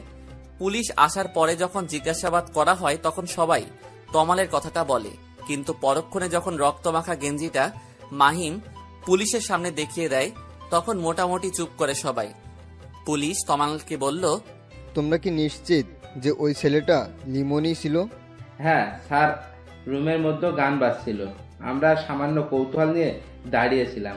তার একটু পরেই দরজা খুলে লিমন বের হলো। আমাদের থেকে স্বাভাবিকভাবেই বলল যে তৌহিদ অসুস্থ, তাই সে ডাক্তারের কাছে যাচ্ছে। কিন্তু আমরা রুমে ঢুকে যখন দেখি তৌহিদের লাশটা পড়ে আছে, তখন রাস্তায় নেমে কোথাও দেখিনি। লিমন রক্তমাখা গেঞ্জি রেখে কেন গেল? পরনে কি কিছু ছিল? স্যার, লিমনও তো এই রুমে থাকতো, আর রুমে তার অনেক কাপড় চোপড় আছে। রক্তমাখা গেঞ্জি পরিবর্তন করে ফ্রেশ একটা পড়ে গেছে হয়তো, যেন কিছু বুঝতে না পারি। লিমনের সঙ্গে তৌহিদের সম্পর্ক কেমন ছিল? মানে বন্ধুত্ব সৃষ্টি হয়েছে নাকি মন কষাকষি? স্যার, খুব ভালো বন্ধু ছিল ওরা। যেদিন রাতে লিমনের মা বাবা খুন হয়েছে সেদিন সেই গভীর রাতে তৌহিদ সঙ্গে গেছে। লিমনের বাবা মা কিভাবে মারা গেছে? শুনেছি খুন করা হয়েছে, কিন্তু কারা জড়িত বা কিসের জন্য তা জানি না। ঠিক আছে, আমরা লাশ নিয়ে যাচ্ছি। যে কোনো সময় যে কোনো মুহূর্তে আসতে পারি। ম্যাচের কোনো সদস্য খুলনা থেকে বের হবে না। পরবর্তী নির্দেশ দেয়া পর্যন্ত ম্যাচে থাকবে। সাজু ভাই তাদের স্থানীয় বাজারে গিয়ে সিম কার্ড রিপ্লেস করে এনেছে। জরুরি প্রয়োজনে নাম্বার চালু রাখা একান্ত জরুরি। রাজু তাকে বলেছে যে সকল সিম নাকি রিপ্লেস করা যায় তাদের বাজারে, তাই রিপ্লেস করে এনেছে। বাড়িতে ফিরে দাদার মোবাইলে নিজের সিম লাগিয়ে নিল। তার দাদার কাছেও অ্যান্ড্রয়েড ফোন, কারণ সাজুর বাবার সঙ্গেও সাজুর সঙ্গে সবসময় ভিডিও কলে কথা হতো। সিম চালু করে সে অপেক্ষা করতে লাগলো। যদি তৌহিদ আবারও কল দেয়। তবে তখন ছিল রাত 11টার মতো। ততক্ষণে তৌহিদ খুন হয়ে গেছে, কিন্তু সাজু জানে না। ডিনার করে বিছানায় শুয়ে কবিতার সঙ্গে কথা বলতে ইচ্ছে করছিল, আর তাই মুখস্থ নাম্বারটা ডায়াল করলো। কবিতা রিসিভ করে বলল, যে মানুষটা বাড়িতে গিয়ে সঙ্গে সঙ্গে কল দেবার কথা, সে আজকে কল দিল। তার মানে কি মাত্র বাড়িতে গেছে? তুমিও তো খবর নিলে না। অসুস্থ শরীর নিয়ে গ্রামের বাড়িতে আসলাম, একটা কল দিয়ে তো জিজ্ঞাসা করলে না কেমন আছেন সাজু ভাই। আমি যে কারো উপর অভিমান করে আছি সেটা বোঝার ক্ষমতা কি তার আছে? অসুস্থ মানুষের উপর রাগ করতে নেই, কারণ হুট করে মরে গেলে আফসোস করতে হবে। একদম মুখ ভেঙে দেব। কেন? মানুষ মরতে পারে না? তুমি কি আমাকে বিয়ে করবে? তারপর আমরা দুজন একসঙ্গে সংসার করব, আমাদের বাচ্চা হবে, তারপর দুজনেই মারা যাব। মৃত্যু কি কখনো সংবাদ দিয়ে আসে? তবুও মানুষ কিন্তু স্বপ্ন আর আশায় বেঁচে থাকতে চায়, তাই না সাজু? আমার শরীর সত্যি সত্যি খুব খারাপ, কিন্তু এমন একটা মামলায় জড়িয়ে গেলাম যে অসমাপ্ত রেখে কোথাও যাওয়া যাবে না। বেঁচে থাকলে এমন অসংখ্য মামলার রহস্য বের হতে পারবে। তুমি কিন্তু আমার নিষেধ করা সত্ত্বেও ওই মামলায় জড়িয়ে গেছো, আর সেজন্যই কিন্তু তোমার প্রতি আমার অসংখ্য অভিমান আর মনের মধ্যে কষ্ট। কষ্ট কেন? এখন আমার কোনো কথার গুরুত্ব তোমার কাছে নেই, তাই কষ্ট লাগে। তুমি তো ভালো করে জানো যে আমি তোমাকে কতটা সময় দেই। জানি, সেটা আমার পরম সৌভাগ্য। হতভাগা এই কবিতার জীবনে তোমার মতো মানুষের ভালোবাসা পাওয়া সত্যিই ভাগ্যের। পৃথিবী বড্ড অদ্ভুত কবিতা। যে মানুষটা অনেক সাধনা করে তার প্রিয় মানুষটাকে চায়, আল্লাহ সেই মানুষটাকে তাকে দেয় না। নিষ্ঠুর পৃথিবী যেন আজকাল আর কারো কষ্ট বোঝে না, একজনের ভালোবাসা নিয়ে যায় অন্য কেউ। তুমি আমাকে সারা জীবন একসঙ্গে রাখবে তো? শুধু তোমার হয়ে থাকতে চাই। যদি কোনোদিন বিয়ে নাও করি, তবু তোমাকে আমার মনের মধ্যে রাখবো আজীবন। আর যদি বিয়ে হয়ে যায় তাহলে তো স্বপ্ন পূরণ হবে, তাহলে তো সমস্যা নেই। এখনো আমাকে জ্যোতির মধ্যে থাকতে হবে? কথার কথা বললাম। খেয়েছো রাতে? হ্যাঁ, তুমি? না, খাবো একটু পর। সন্ধ্যার পরে ঘুমিয়েছিলাম, আর একটু আগে ঘুম থেকে উঠে এসব নামাজ পড়লাম, তাই দেরি হচ্ছে। দুজনের মধ্যেই কথা চলে অজস্র। সবকিছু হয়তো আমাদের জানার দরকার নেই, তাই আপাতত তাদের কথোপকথন বন্ধ রাখলাম। 1.5 ঘন্টা কথা শেষ করে সাজু অনলাইনে গেল। বেশ কিছু মেসেজ জমা আছে।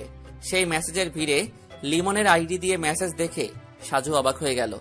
লিমন লিখেছে, সাজু ভাই আসসালামু আলাইকুম। আর কেমন আছেন সাজু ভাই? আমি আলহামদুলিল্লাহ ভালো আছি। এই কিছুক্ষণ আগে আপনার নাম্বারে কল দিলাম, কিন্তু নাম্বার বন্ধ। আমি এখন ভৈরব নদীর তীরে সেই চরেরহাট এলাকায় রাতের উত্তাল ঢেউ খেলানো শব্দের কাছে দাঁড়িয়ে আছি। একটু আগে তৌহিদকে খুন করে এলাম, হয়তো সামনে আরো বেশি বাড়তে পারে। আগের দুটো খুন আমি করিনি, তবু আমাকে ফাঁসানো হয়েছে। তৌহিদ আমার সঙ্গে বেইমানি করেছে সাজু ভাই। আপনি কখনো সেই চিরকুট পেয়ে বিশ্বাস করবেন না, কারণ আমি যাদের খুন করব তাদের কথা আপনাকে শুধু জানাবো, কখনো চিরকুট লিখব না। কিছুক্ষণ স্তব্ধ হয়ে বসে রইল সাজু। সামান্য কিছু সময় মোবাইলের স্ক্রিনে তাকিয়ে মাথা ব্যথা শুরু করেছে, কিন্তু তৌহিদ খুন হয়েছে সেটা তাকে খুব ব্যথিত করছে। কিছু কিছু জায়গায় কল দিতে হবে, কিন্তু কারো নাম্বার নেই। তৌহিদ বেইমানি করেছে। গতকাল বিকেলে তার সঙ্গে কথা বলতে বলতে মোবাইল পানিতে পড়ে গেছিল। তৌহিদ তাকে কিছু একটা বলার চেষ্টা করেছিল, কিন্তু বলতে পারে নাই। সে হয়তো বুঝতে পেরেছিল তাকে খুন করা হবে, তাই একদম শেষ মুহূর্তে স্মরণ করেছিল। কিন্তু সেই বেইমানিটা কি, কিসের জন্য তাকে খুন হতে হয়েছে?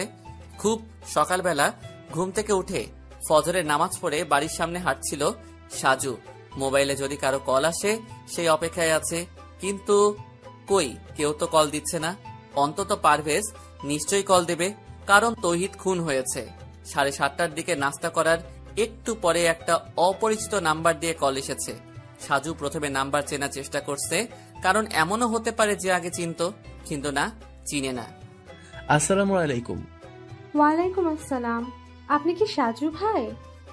জি, আমি সাজু, কিন্তু তোমাকে ঠিক। ভাইয়া, আমার নাম সোহাগী। আমাকে আপনি চিনবেন না, তবে আমি আপনাকে কিছুটা চিনি। ও আচ্ছা। সাজু ভাই, আমি একটা জরুরি কথা বলতে কল করেছি আপনার কাছে। হ্যাঁ, বলো। আপনি লিমনকে তো চিনেন, কিছুদিন আগে যার মা বাবা খুন হয়েছে। আর সে নিজেও এখন খুন করে পলাতক। হ্যাঁ হ্যাঁ চিনি, কিন্তু আমি লিমনের গার্লফ্রেন্ড। আমরা দুজনেই দুজনকে পছন্দ করি। লিমনের মা বাবা আমার আর ওর সম্পর্ক জানতেন। হ্যাঁ আচ্ছা। আপনি কি আমাদের গ্রামে আজকে আসতে পারবেন? একটু জরুরি কাজ আছে। কি কাজ? আপনাকে একটা জিনিস দিতে চাই, যেটা নিয়ে খুব টেনশনে আছি আমি। কি জিনিস? একটা স্বর্ণের পুতুল। লিমনের বাবা আমাকে দিয়েছিল খুন হবার 2 দিন আগে। কি? সেই পুতুল তোমার কাছে?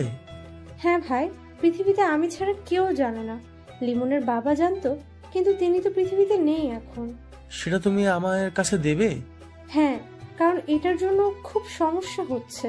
ঠিক আছে, আমি আজকের মধ্যে তোমার সঙ্গে দেখা করতে আসব। ধন্যবাদ সাজু ভাই। কল কেটে দিয়ে সাজু গভীর চিন্তার মধ্যে ডুবে যাচ্ছে। সোহাগী নামের মেয়েটা সত্যি বলছে নাকি তাকে ফাঁসানোর জন্য কেউ কিছু প্ল্যান করেছে। চায়ের কাপ হাতে নিয়ে দাঁড়িয়ে আছে লিমন।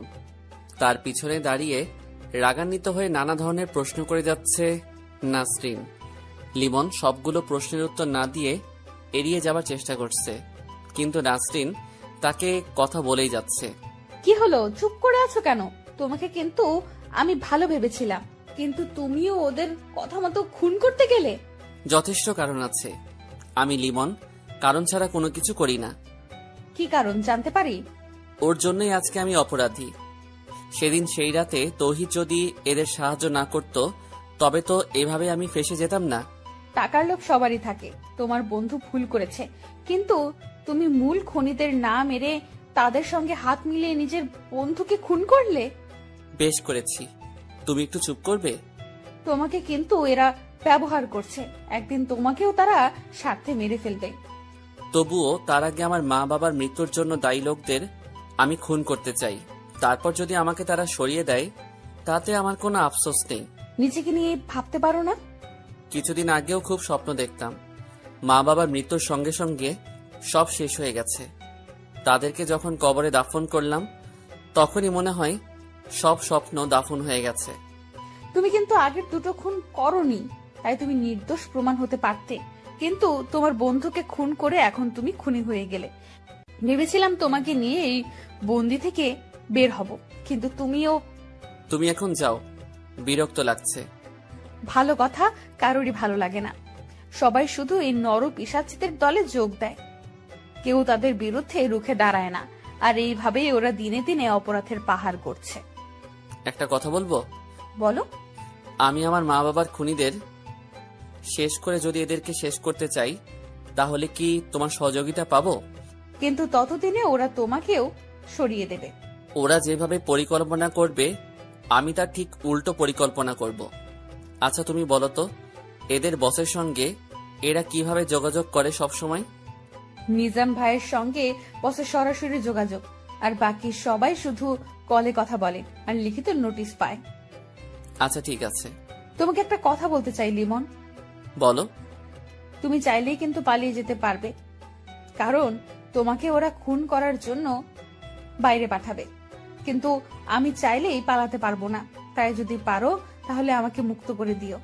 আমি চেষ্টা করব, তবে আমার প্রধান লক্ষ্য আমার মা বাবার খুনিরা। সামান্য একটা স্বর্ণের পুতুলের জন্য সবকিছু যেন খুবই রহস্যময় হয়ে গেছে। হতে পারে সাধুর কাছে যেটা সামান্য, সেটা অন্যের কাছে অসামান্য হতে পারে, কিংবা অন্য কিছু। রাজু আসলো একটু পরে। সাধু তখনও নিজের রুমের বারান্দায় বসে আছে। রাজু আসতেই সে তাকে বলল, কি খবর রাজু? তোমাকে মনে মনে স্মরণ করি আর তুমি এসে হাজির। আলহামদুলিল্লাহ ভাই, কিন্তু আমাকে হঠাৎ করে খুঁজছিলেন? হ্যাঁ, একটা কাজ করে দিতে হবে। কি কাজ ভাই? আমার সিমের যত নাম্বার সবগুলো আমি একটা ডায়েরিতে লিখে রাখি, তাই সেগুলো সব এক একটা করে সেভ করে দিতে হবে। ভাইজান, এগুলোর মধ্যে কিন্তু নাম্বার সেভ করে রাখা যায়, আপনি সেখানে রাখেননি? না, কেন যেন ইচ্ছে করে না, তাই সবসময় আমি ডায়েরিতে লিখে রাখতে পছন্দ করি। এখন তুমি সেগুলো একটু সময় নিয়ে সেভ করে দিও। ঠিক আছে ভাই। আমি গতকাল রাত থেকে নাম্বারগুলোর জন্য অনেক মন খারাপ করেছি, কিন্তু জ্বরে অচেতন আর মাথা ব্যথার জন্য মনেই ছিল না যে আমার ডায়েরিতে লিখে রেখেছি।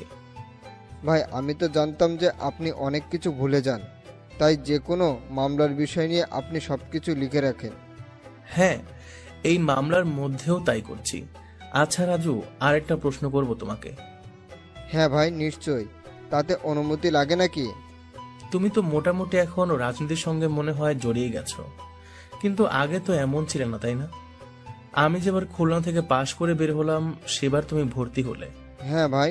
গ্রামের মধ্যে রুবিনা নামের একটা মেয়ের সঙ্গে তোমার রিলেশন ছিল, তাই না? জি, কিন্তু তার সঙ্গে আর যোগাযোগ নেই। সে আমাকে ভুলে গেছে। অনেক ভেবেছিলাম, কিন্তু কোনো মূল্য পেলাম না। পাগলের মতো তার জন্য ভালোবাসা রেখেছিলাম। আজকে সন্ধ্যাবেলা চা খেতে খেতে তোমার আর রবিনার প্রেমের কাহিনী শুনবো, যদি তুমি বলতে চাও। সত্যি বলছেন? আচ্ছা ভাই, আপনি কি আমার বাস্তবতাটা আপনার লেখার মাধ্যমে তুলে ধরবেন? আগে শুনি, তারপর দেখি। ঠিক আছে ভাই। পিরোজপুরের পুরাতন বাস স্ট্যান্ড থেকে রিক্সা নিয়ে বলেশ্বর সেতুর দিকে এগিয়ে যাচ্ছে সাজু ভাই। রাজুকে সঙ্গে আনা হয়নি, কেন যেন মনে হয়েছে তাকে আনার দরকার নেই, কারণ পুতুলটা যে সাজুর কাছে থাকবে সেটা যেন সোহাগী নামে সেই মেয়ে আর সে জানে। যদি তৃতীয় কানে পৌঁছে যায় তাহলে সমস্যা হতে পারে, তাই একাই এসেছে সাজু ভাই। নিজের বাইকটা বাস স্ট্যান্ডে রেখে এসেছে, কারণ কেউ যদি ফলো করে তবে যেন কিছু বাহানা করা যায়। ব্রিজের ঠিক মাঝখানে কালো বোরকা পরে মুখ আটকে ছাতা মেলে দাঁড়িয়ে আছে সোহাগী। তাকে শনাক্ত করতে খুব বেশি অসুবিধা হয়নি সাজুর। সামনে দাঁড়িয়ে বলল, কেমন আছো তুমি? জি আলহামদুলিল্লাহ। দুঃখিত, তোমাকে খানিকটা অপেক্ষা করতে হয়েছে। আসলে আসরের নামাজ জামাতে আদায় করে আসলাম বাস স্ট্যান্ডে। কোনো সমস্যা নেই, আমি বেশিক্ষণ দাঁড়িয়ে আর অপেক্ষা করতে চাই না। আপনাকে ওই পুতুলটা দিয়ে আমি চলে যাব, বাকি সব কথা মোবাইলে বলবো। পুতুল গ্রহণ করার আগে আমি তোমার কাছে কিছু প্রশ্ন করব, না হলে আমি পুতুল গ্রহণ করা থেকে বিরত থাকব। কারণটা খুবই স্বাভাবিক। আচ্ছা বলেন। লিমনের বাবা পুতুলটা দেবার সময় তোমাকে কি বলেছিল? নিশ্চয়ই কিছু না কিছু বলে গিয়েছিল, এমনি এমনি সে দিয়ে আসেনি। আমি এগুলো বিস্তারিত মোবাইলে বলবো।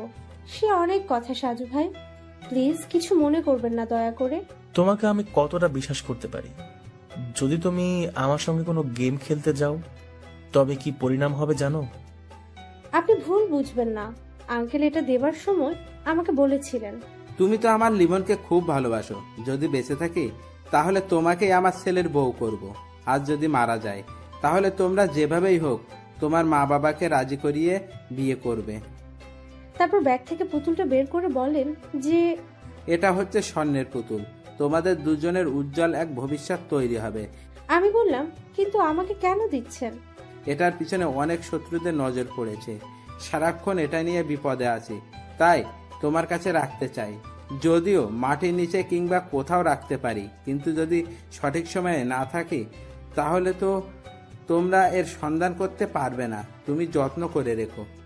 আঙ্কেল তাহলে নিজের সব বিপদ অনুভব করতে পেরেছিল, কিন্তু তার ভুল ছিল তিনি এটা অন্য কারো কাছ থেকে এনে নিজের স্বার্থপরের মতো ভোগ করতে চেয়েছিলেন। আপনি এটা নিয়ে যান সাজু ভাই, না হলে আমি সবসময় আতঙ্কে থাকবো। তুমি যে এটা আমার কাছে দিচ্ছ সেটা পৃথিবীর কাউকে বলার দরকার নেই, এমনকি লিমনের কাছেও তুমি বলবে না, কারণ লিমন নিজে এখন অপরাধী হয়ে গেছে। আমি কাউকে বলবো না, তবে আপনার কাছে একটা অনুরোধ রইল, লিমনকে যেভাবেই হোক বাঁচিয়ে দেবেন। আমি ওকে চাই। চেষ্টা করব, কিন্তু সে গতকাল রাতে তার বন্ধু তৌহিদকে খুন করেছে। আমি আজকে সেখানে যেতাম, কিন্তু তোমার জন্য যাইনি। আগামীকাল সকালে খুলনায় সেই মেসে যাব। ভালো থাকবেন সাজু ভাই। তুমিও। পুতুল নিয়ে আবারও রিক্সা করে ফিরোজপুরের পুরাতন বাস স্ট্যান্ডে এসে নিজের বাইক নিয়ে সরাসরি চলে এলো সাজু ভাই। তাদের গ্রামের স্থানীয় বাজারে যখন এসেছে তখন বাজারের মসজিদে মাগরিবের নামাজ শুরু হয়ে গেছে, তাই তাড়াতাড়ি অজু করে নামাজ পড়তে গেল। নামাজ শেষ করে বাজার থেকে রাজুকে নিয়ে বাড়িতে ফিরল সাজু। রাজু তার দায়িত্ব পালন রেখেছে। সাজু ভাই মোবাইলের ডাটা চালু করে কিছুক্ষণ অনলাইনে হাঁটাহাঁটি করছে। হঠাৎ করে চোখে পড়লো বেশ কিছু মেসেজ রিকোয়েস্ট জমা হয়ে গেছে। গতকালও ছিল। লেখালেখির জন্য অনেকেই মেসেজ করে। সাজু সময় নিয়ে তাদের সঙ্গে গল্প করতে পছন্দ করে। অনেকে অনেক কিছু জিজ্ঞেস করে। সাজুর রিলেশনশিপ স্ট্যাটাস ডিভোর্স দেখে অনেক প্রশ্ন করে। সাজুর সে জবাব দিতে মাঝে মাঝে খুব বিরক্ত লাগে, তবুও সে যতটুকু সম্ভব রিপ্লাই করে। এক এক করে মেসেজ রিকোয়েস্ট চেক করে হঠাৎ সাদিকুল ইসলাম তৌহিদ আইডি থেকে থমকে গেল। অনেক মেসেজ দিয়েছে, তাও 26 ঘন্টা আগে, তার মানে গতকাল সন্ধ্যাবেলা। সাজু ভাই হঠাৎ করে লাইন কেটে গেল আর আপনার নাম্বার বন্ধ আপনার কাছে, তাই মেসেজ করতে বাধ্য হলাম। আশা করি আপনার দৃষ্টিতে পড়বে। আমি ভুল করেছি সাজু ভাই। সেদিন রাতে লিমন মন্ডুল ভাইয়ের বাসায় মাটি খুঁড়ে বের হয়নি, আমি মাটি খুঁড়ে বের হয়েছিলাম। তবে তার আগেই লিমনকে অজ্ঞান করেছিলাম, আর সবকিছুর ব্যবস্থা করেছিল বাইরে থেকে অজ্ঞাত 3টা মানুষ। আমি তাদের চিনি না, কিন্তু আমার ছাত্র জীবনে 5 লাখ টাকার মালিক হবার লোভ সংবরণ করতে পারিনি, যার জন্য এখন জীবন নিয়ে ঝুঁকিতেছি। তাই নিজের খানিকটা ভুলের কারণে লিমন বিপদে পড়েছে, আর আমি হলাম পাপী। মনির ভাইকে খুন করেছে বাইরের কিছু মানুষ, আর লিমন তখন অজ্ঞান ছিল। খুনের মধ্যে লিমনের এলাকার চেয়ারম্যান সাহেবের হাত আছে। আর বাকিটা শেষ করার আগেই সাজুর দাদি মোবাইল টান দিয়ে নিয়ে গেল। সাজু অসহায় হয়ে তাকিয়ে রইল, আর দাদি বলল, কতক্ষণ ধরে চা খেতে ডাকছি, সব সময় শুধু মাথা ব্যথা বলে চেঁচামেচি করো, আর মোবাইলের দিকে এত তাকিয়ে থাকো কেন? তাড়াতাড়ি চা শেষ করো, না হলে ঠান্ডা হয়ে যাবে। গুরুত্বপূর্ণ একটা খবর পড়ছি দাদি। আগে চা, তারপর গুরুত্বপূর্ণ সব কিছু। বাধ্য হয়ে সাজুভাই সামনে রাখা প্লেট থেকে 2টো বিস্কুট তুলে নিল। রাজুর দিকে তাকিয়ে বলল, শুরু করো রাজু। এদিকে মাগরিবের একটু পরে নিজের বিছানায় শুয়েছিল লিমন, আর তখনই নিজামুদ্দিন রুমের মধ্যে প্রবেশ করল। লিমন আস্তে করে বিছানায় উঠে বসল। নিজামুদ্দিন বলল, আজকে রাতে তোমার এলাকার চেয়ারম্যানকে চিরনিদ্রায় শায়িত করতে হবে। তিনিও তোমার মা বাবার সঙ্গে জড়িত। তোমাকে চেয়ারম্যান বাড়ি পর্যন্ত পৌঁছে দেওয়া হবে। তারপর তুমি কিভাবে খুন করে ফিরে আসবে সেটা তোমার দায়িত্ব। আর যদি উল্টোপাল্টা কিছু করো তাহলে কিন্তু তোমার জন্য জেলের দরজা খোলা। লিমন শুধু বলল, চেয়ারম্যানকেও খুন করতে হবে? হ্যাঁ, চেয়ারম্যানকে খুন করতে হবে, না হলে তো তোমার মা বাবার মৃত্যুর জন্য দায়ী অপরাধীদের শাস্তি সম্পন্ন হবে না। তুমি তো নিজের হাতে খুনের সঙ্গে জড়িত সবাইকে খুন করতে চাও, আর সেই ব্যবস্থা আমরা তোমাকে করে দিচ্ছি। কিন্তু এত কিছু করে আপনাদের লাভ কি? আমি আপনাদের কেউ না, কিন্তু তবুও আপনারা আমার সহযোগিতা করছেন কেন? পৃথিবীতে স্বার্থ ছাড়া কেউ কিছু করে না। বাচ্চা যদি কান্না না করে তবে কিন্তু মা কখনো দুধ পান করায় না। হ্যাঁ, আমাদের কিছু স্বার্থ আছে। কিসের স্বার্থ আমি কি জানতে পারি? তোমার বাবার কাছে একটা স্বর্ণের পুতুল ছিল, সেটা এখন কোথায় আছে সেই তথ্য তোমাকে খুঁজে বের করতে হবে। তবে সেটা এখন নয়, তুমি আগে তোমার মা বাবার মৃত্যুর জন্য দায়ী সকল অপরাধী খুন করবা, তারপর। একের পর এক হত্যা করাচ্ছেন আপনারা।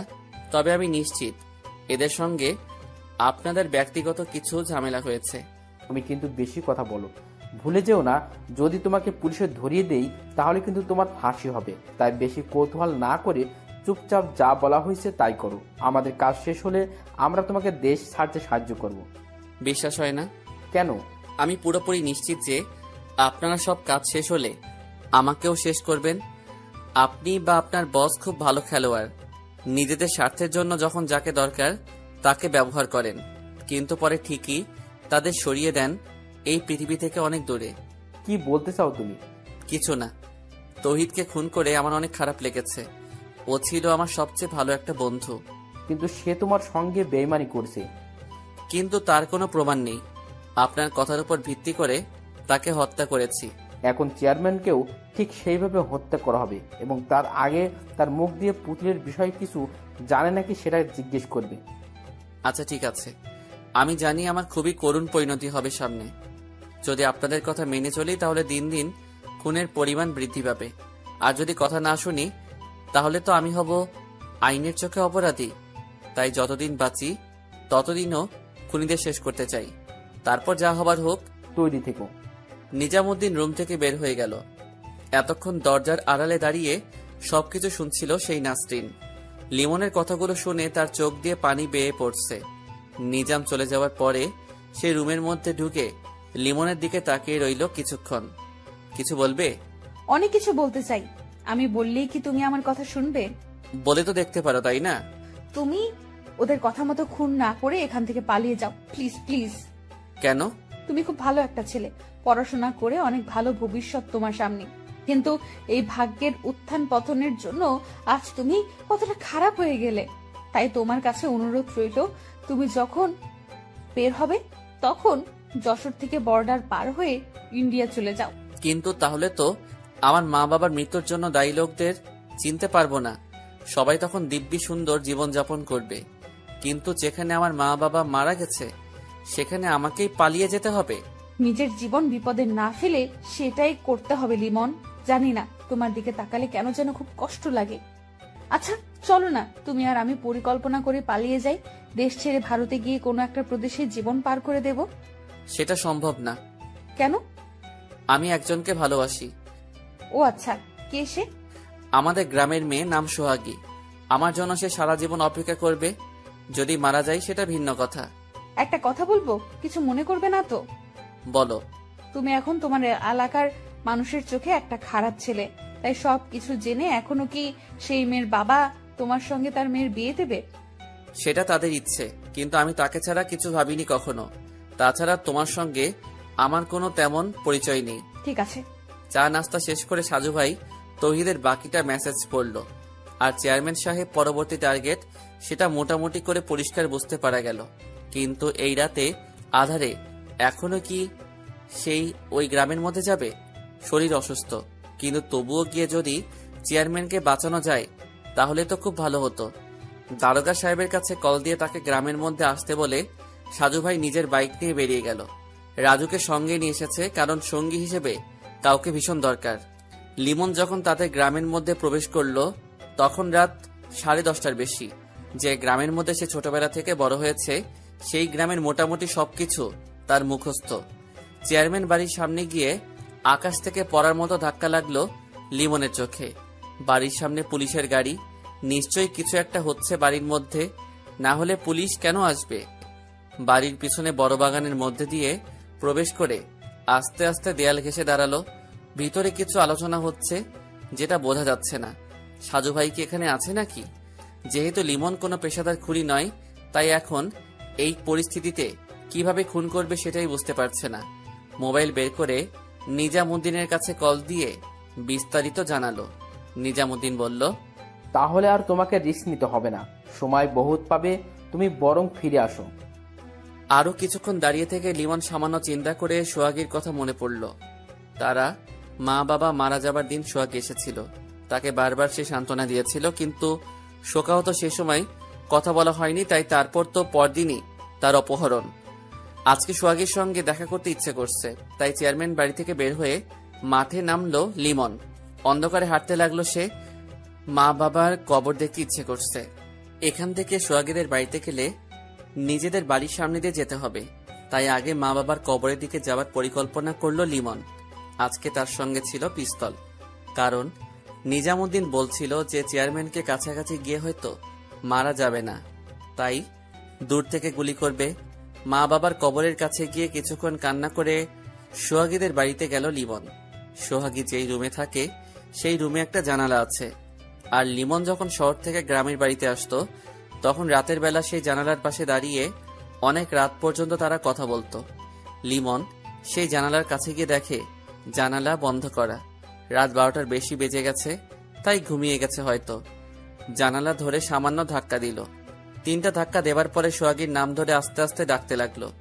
মাত্র 2টো ডাক দিতেই ধুম করে জানালা খুলে গেল, আর তখনই জানালার সামনে দাঁড়িয়ে সোহাগী বলল, লিমন তুমি? কেমন আছো সোহাগী? আমার আর থাকা না থাকা কিছু নেই, তোমার জন্য চিন্তা করতে করতে আমার রাত দিন সমান হয়ে গেছে। লিমন তুমি কেমন আছো? আমি ভালো আছি। তুমি কি ঘুমাওনি? ডাক দিতে জানালা খুলে দিলে। জেগেছিলাম, জানালা ধাক্কার শব্দ শুনেছি, কিন্তু ভাবিনি তুমি আসবে। তারপর যখন ডাকলে তখন বুঝতে পারছি এটা আমার লিমন। তোমার মা বাবা আমার বিষয়ে কিছু বলে না? খুব খারাপ খারাপ কথা বলে জানো। আমার সামনে যখন বলে তখন খুব কান্না আসে। আমি তোমার কোনো বদনাম শুনতে পারি না। কিন্তু সত্যি তো মানতে হবে। বাবা বলেছে তোমাকে ভুলে যেতে হবে। তাহলে ভুলে যাও। মরে যাব, তবুও পারবো না। তুমি আমাকে নিয়ে পালিয়ে যেতে পারবে? সবকিছু বাড়িঘর ছেড়ে যদি পালিয়ে যাই তাহলে খাবো কি শহরে? শহরের মধ্যে দুমুঠো ভাতের কত মূল্য তা জানো? আমরা ওই স্বর্ণের পুতুল বিক্রি করব, তাহলে তো আমাদের মেলা মেলা টাকা হবে। কি বললা? তুমি সেই পুতুলের কথা জানো? হ্যাঁ জানি, পুতুলটা আমার কাছেই ছিল, কিন্তু তোমার কোনো খোঁজ নেই। এদিকে ওটা নিয়ে খুব দুশ্চিন্তা হচ্ছিল, তাই আমি সাজু ভাইয়ের কাছে কল দিয়ে দেখা করলাম, তারপর তাকে সবকিছু বলে তার হাতে পুতুলটা দিয়ে দিয়েছি। এখন সেই পুতুল কার কাছে? সাজু ভাইয়ের কাছে আছে? হ্যাঁ। আমার ওই পুতুল যেভাবে হোক ছিনিয়ে নিতে হবে সোহাগী। কোথায় যাচ্ছ? সাজু ভাইয়ের এলাকায়। আজকে রাতের মধ্যে আমি সাজু ভাইয়ের সঙ্গে দেখা করে পুতুল নিয়ে নেব। মাথা ঠান্ডা করো প্লিজ। আচ্ছা, আমি যেহেতু তার কাছে দিয়েছি সেহেতু আমি তাকে বলে যদি চাই তাহলে তো দিয়ে দেবে। পাগল নাকি তুমি? সাজু ভাই গোয়েন্দা মানুষ, তাই তিনি অজস্র প্রশ্ন করবে তোমাকে। কিন্তু তুমি ওটা দিয়ে কি করবে?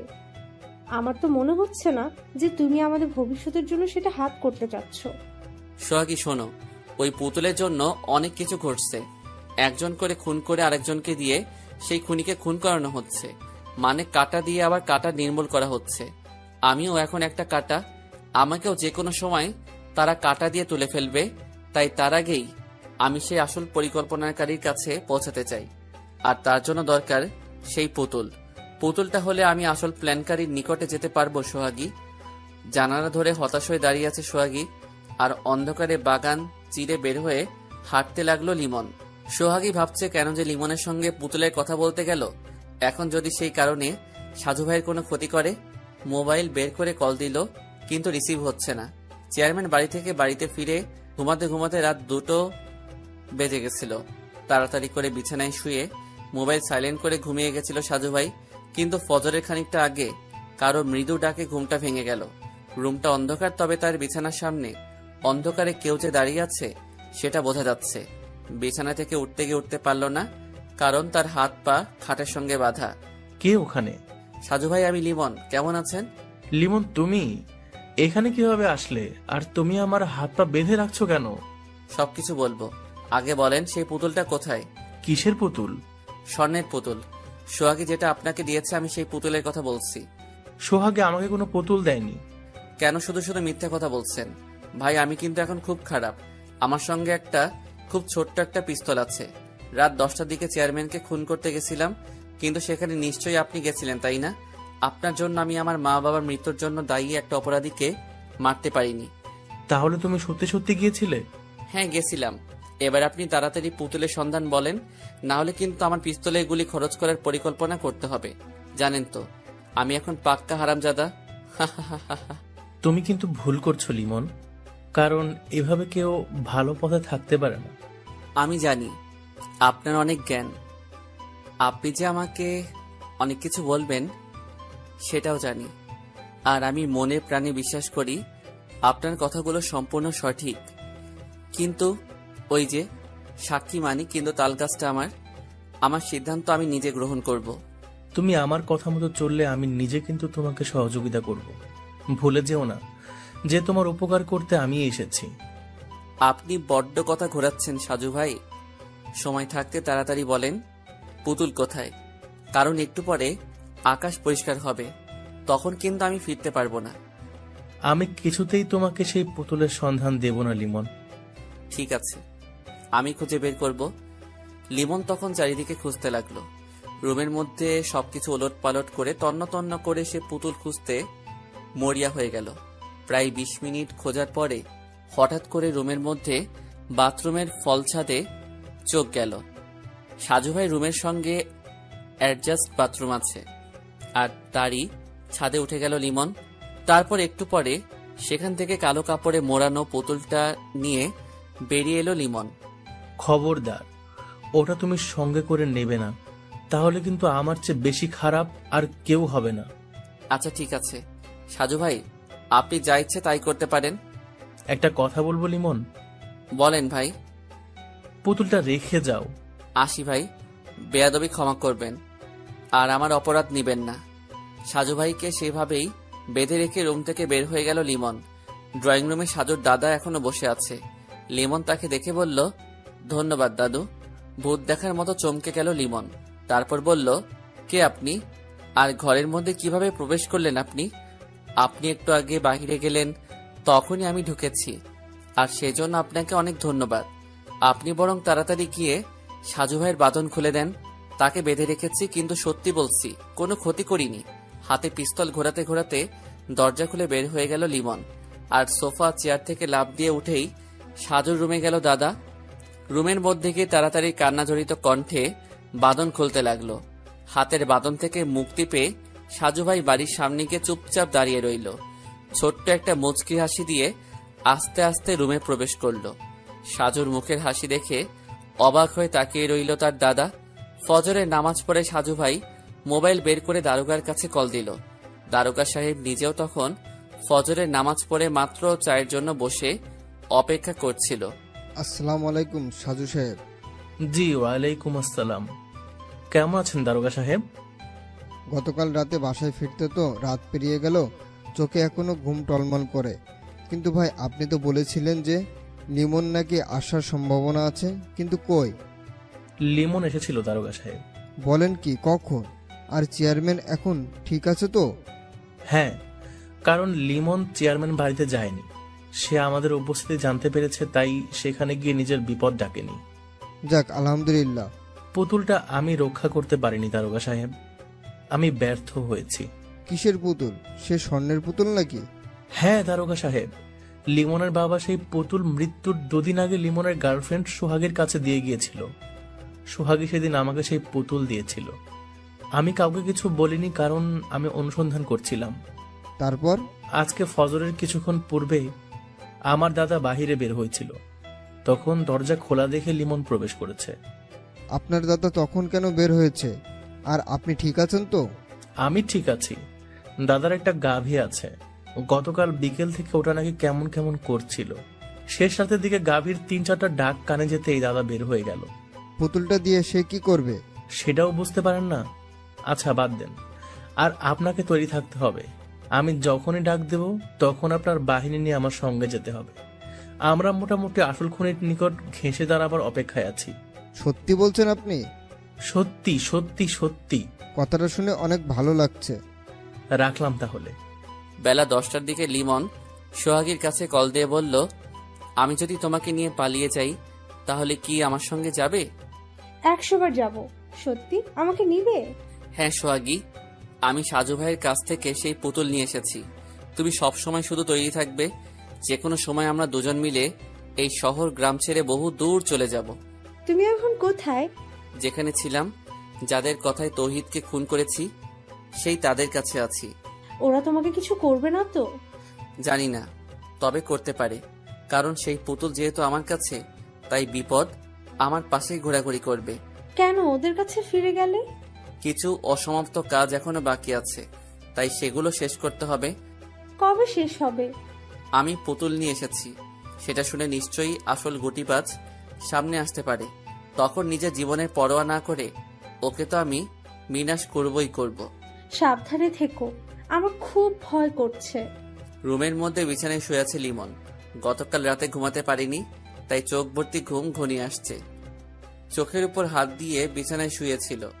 এমন সময় রুমের মধ্যে নিজামুদ্দিন ও আরো 4 জন প্রবেশ করলো। তুমি নাকি পুতুল নিয়ে আসছো লিমন? সেই পুতুল কোথায়? আপনি জানলেন কিভাবে? তোমার কি ধারণা যে আমরা কোনো খবর রাখি না, তাই না? তা ঠিক আছে, কিন্তু কোনো কিন্তু নেই। বলো পুতুল কোথায়? লিমনের কাছে বারবার জিজ্ঞাসা করার পরও যখন পুতুলের হদিস পাওয়া গেল না, তখন নিজামুদ্দিনের আদেশে লিমনকে বাধা হলো।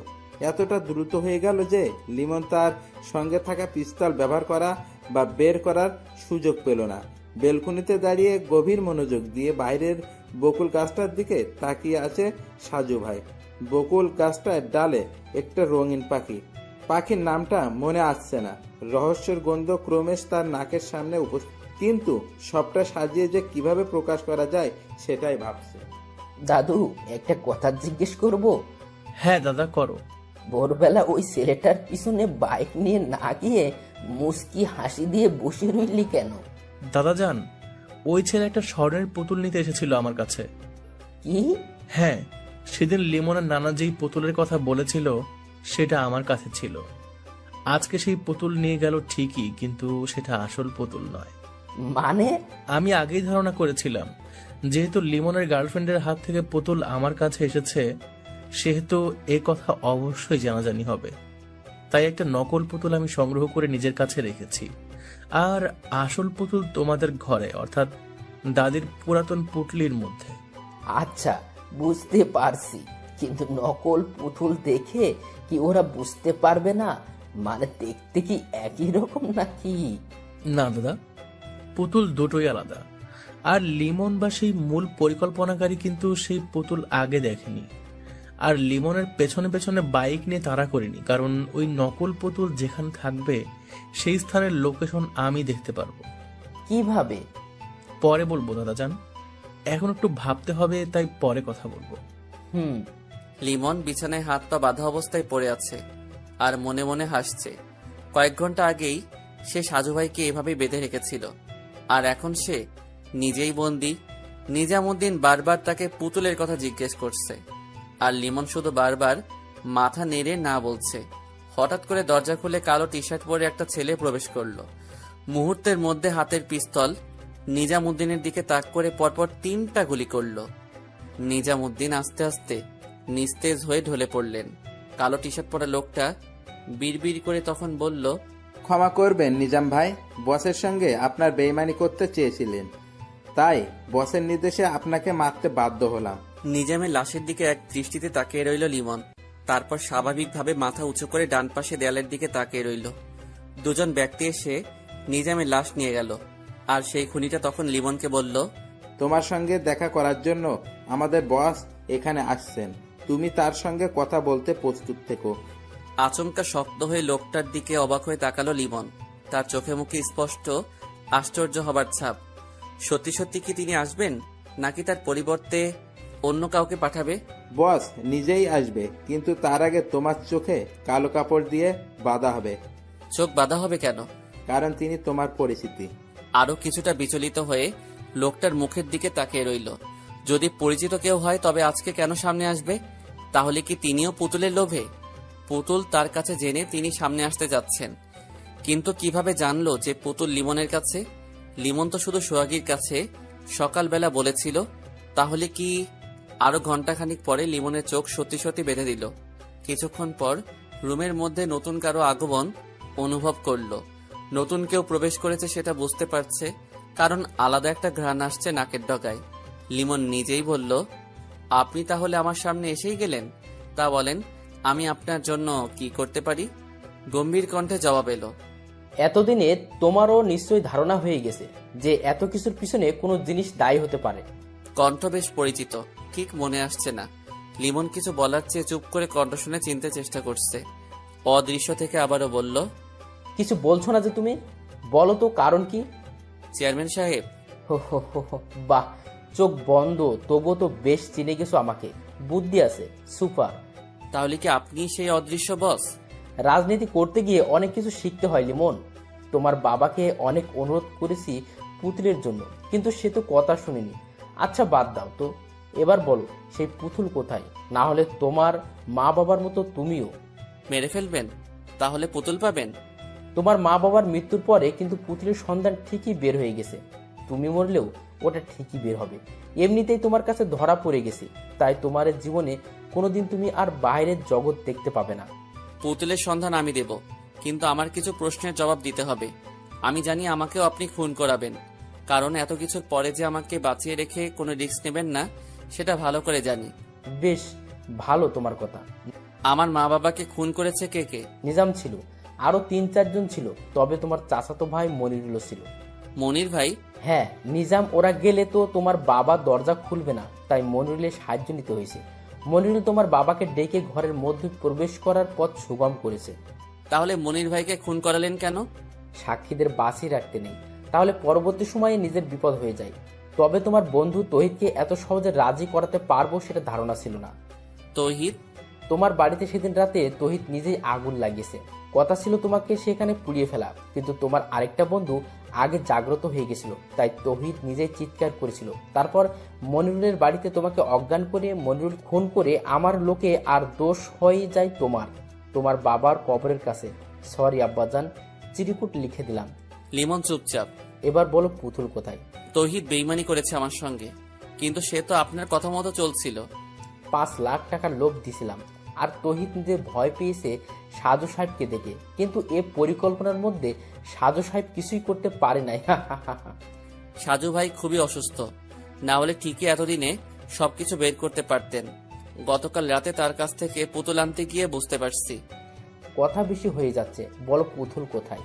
শেষ প্রশ্ন, নিজামকে সরালেন কেন? তুমি গতকাল রাতে আমাকে খুন করার জন্য কেন গিয়েছিলে? নিজামুদ্দিন বলেছিল তাই? তাহলে এবার ভাবো, আমার লোক হয়ে নিজাম আমাকে খুন করার জন্য তোমাকে পাঠায়। তার পরিকল্পনা ছিল তোমাকে দিয়ে আমাকে হত্যা করতে চাইবে, তারপর সে পুতুলটা ভোগ দখল করবে। কিন্তু আমার সঙ্গে চালাকি। আপনি গতকাল রাতে সাজু ভাইয়ের জন্যই বেঁচে গেছেন, না হলে ঠিকই এখন লাশ হয়ে মরার খাটে থাকতেন।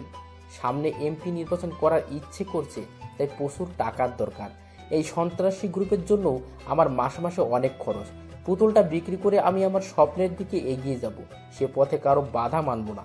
সকালবেলা দারোগা যখন কল দিয়ে বলল যে তুমি নাকি পুতুল নিয়ে এসেছো সাজুর কাছ থেকে, তখন তো আমার আনন্দের সীমা নেই।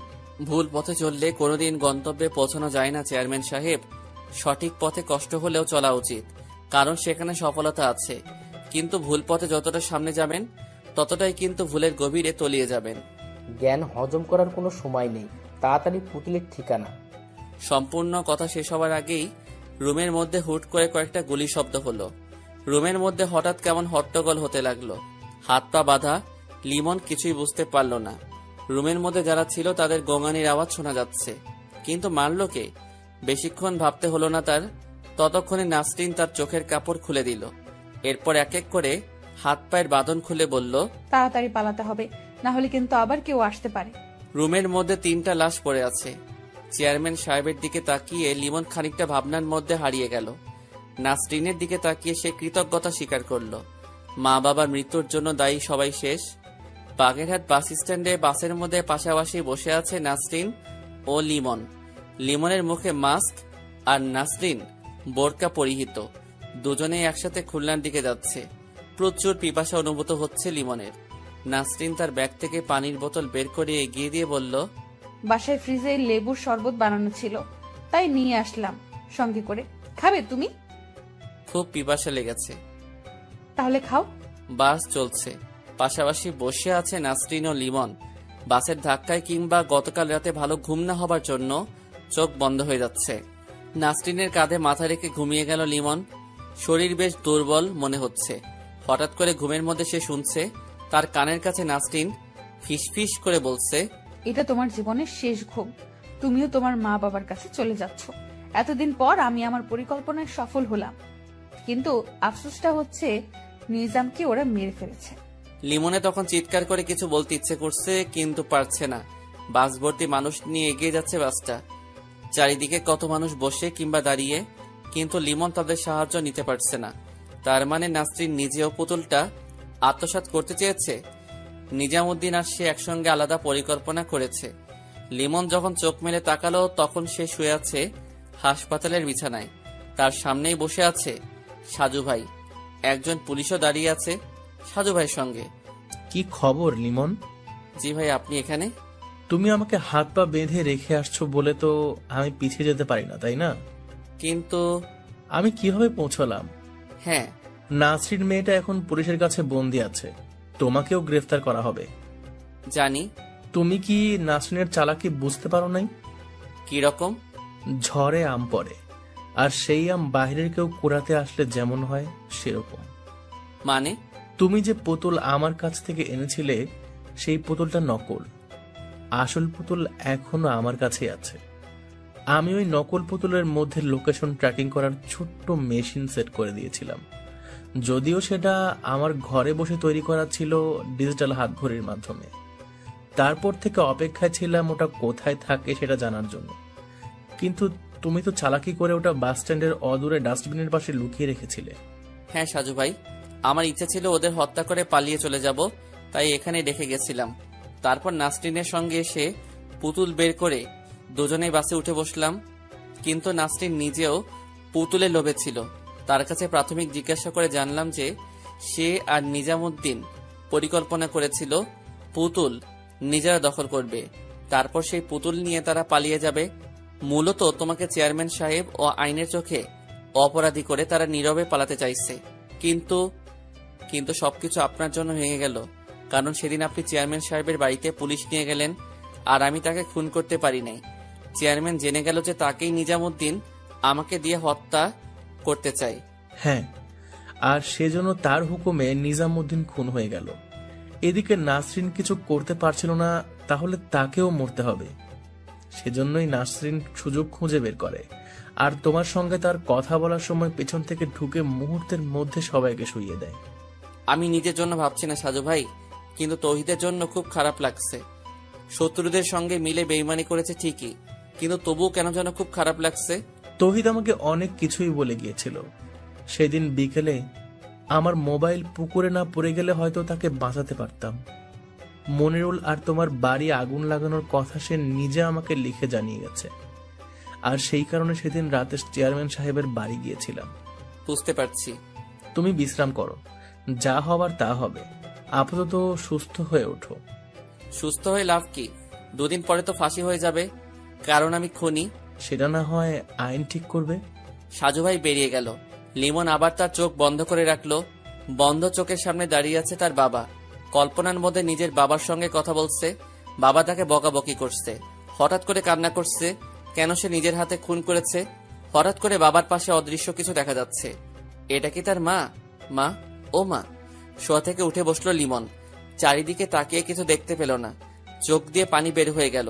বাবার মুখটা স্মরণ করে বিড়বিড় করে বলল, আমি তোমার স্বপ্ন পূরণ করতে পারি নাই বাবা, আমাকে ক্ষমা করে দিও। সরি আব্বাজান। এভাবে শেষ হলো আরেকটি গল্প। অসংখ্য ধন্যবাদ সবাইকে গল্পটা পুরোপুরি শোনার জন্য।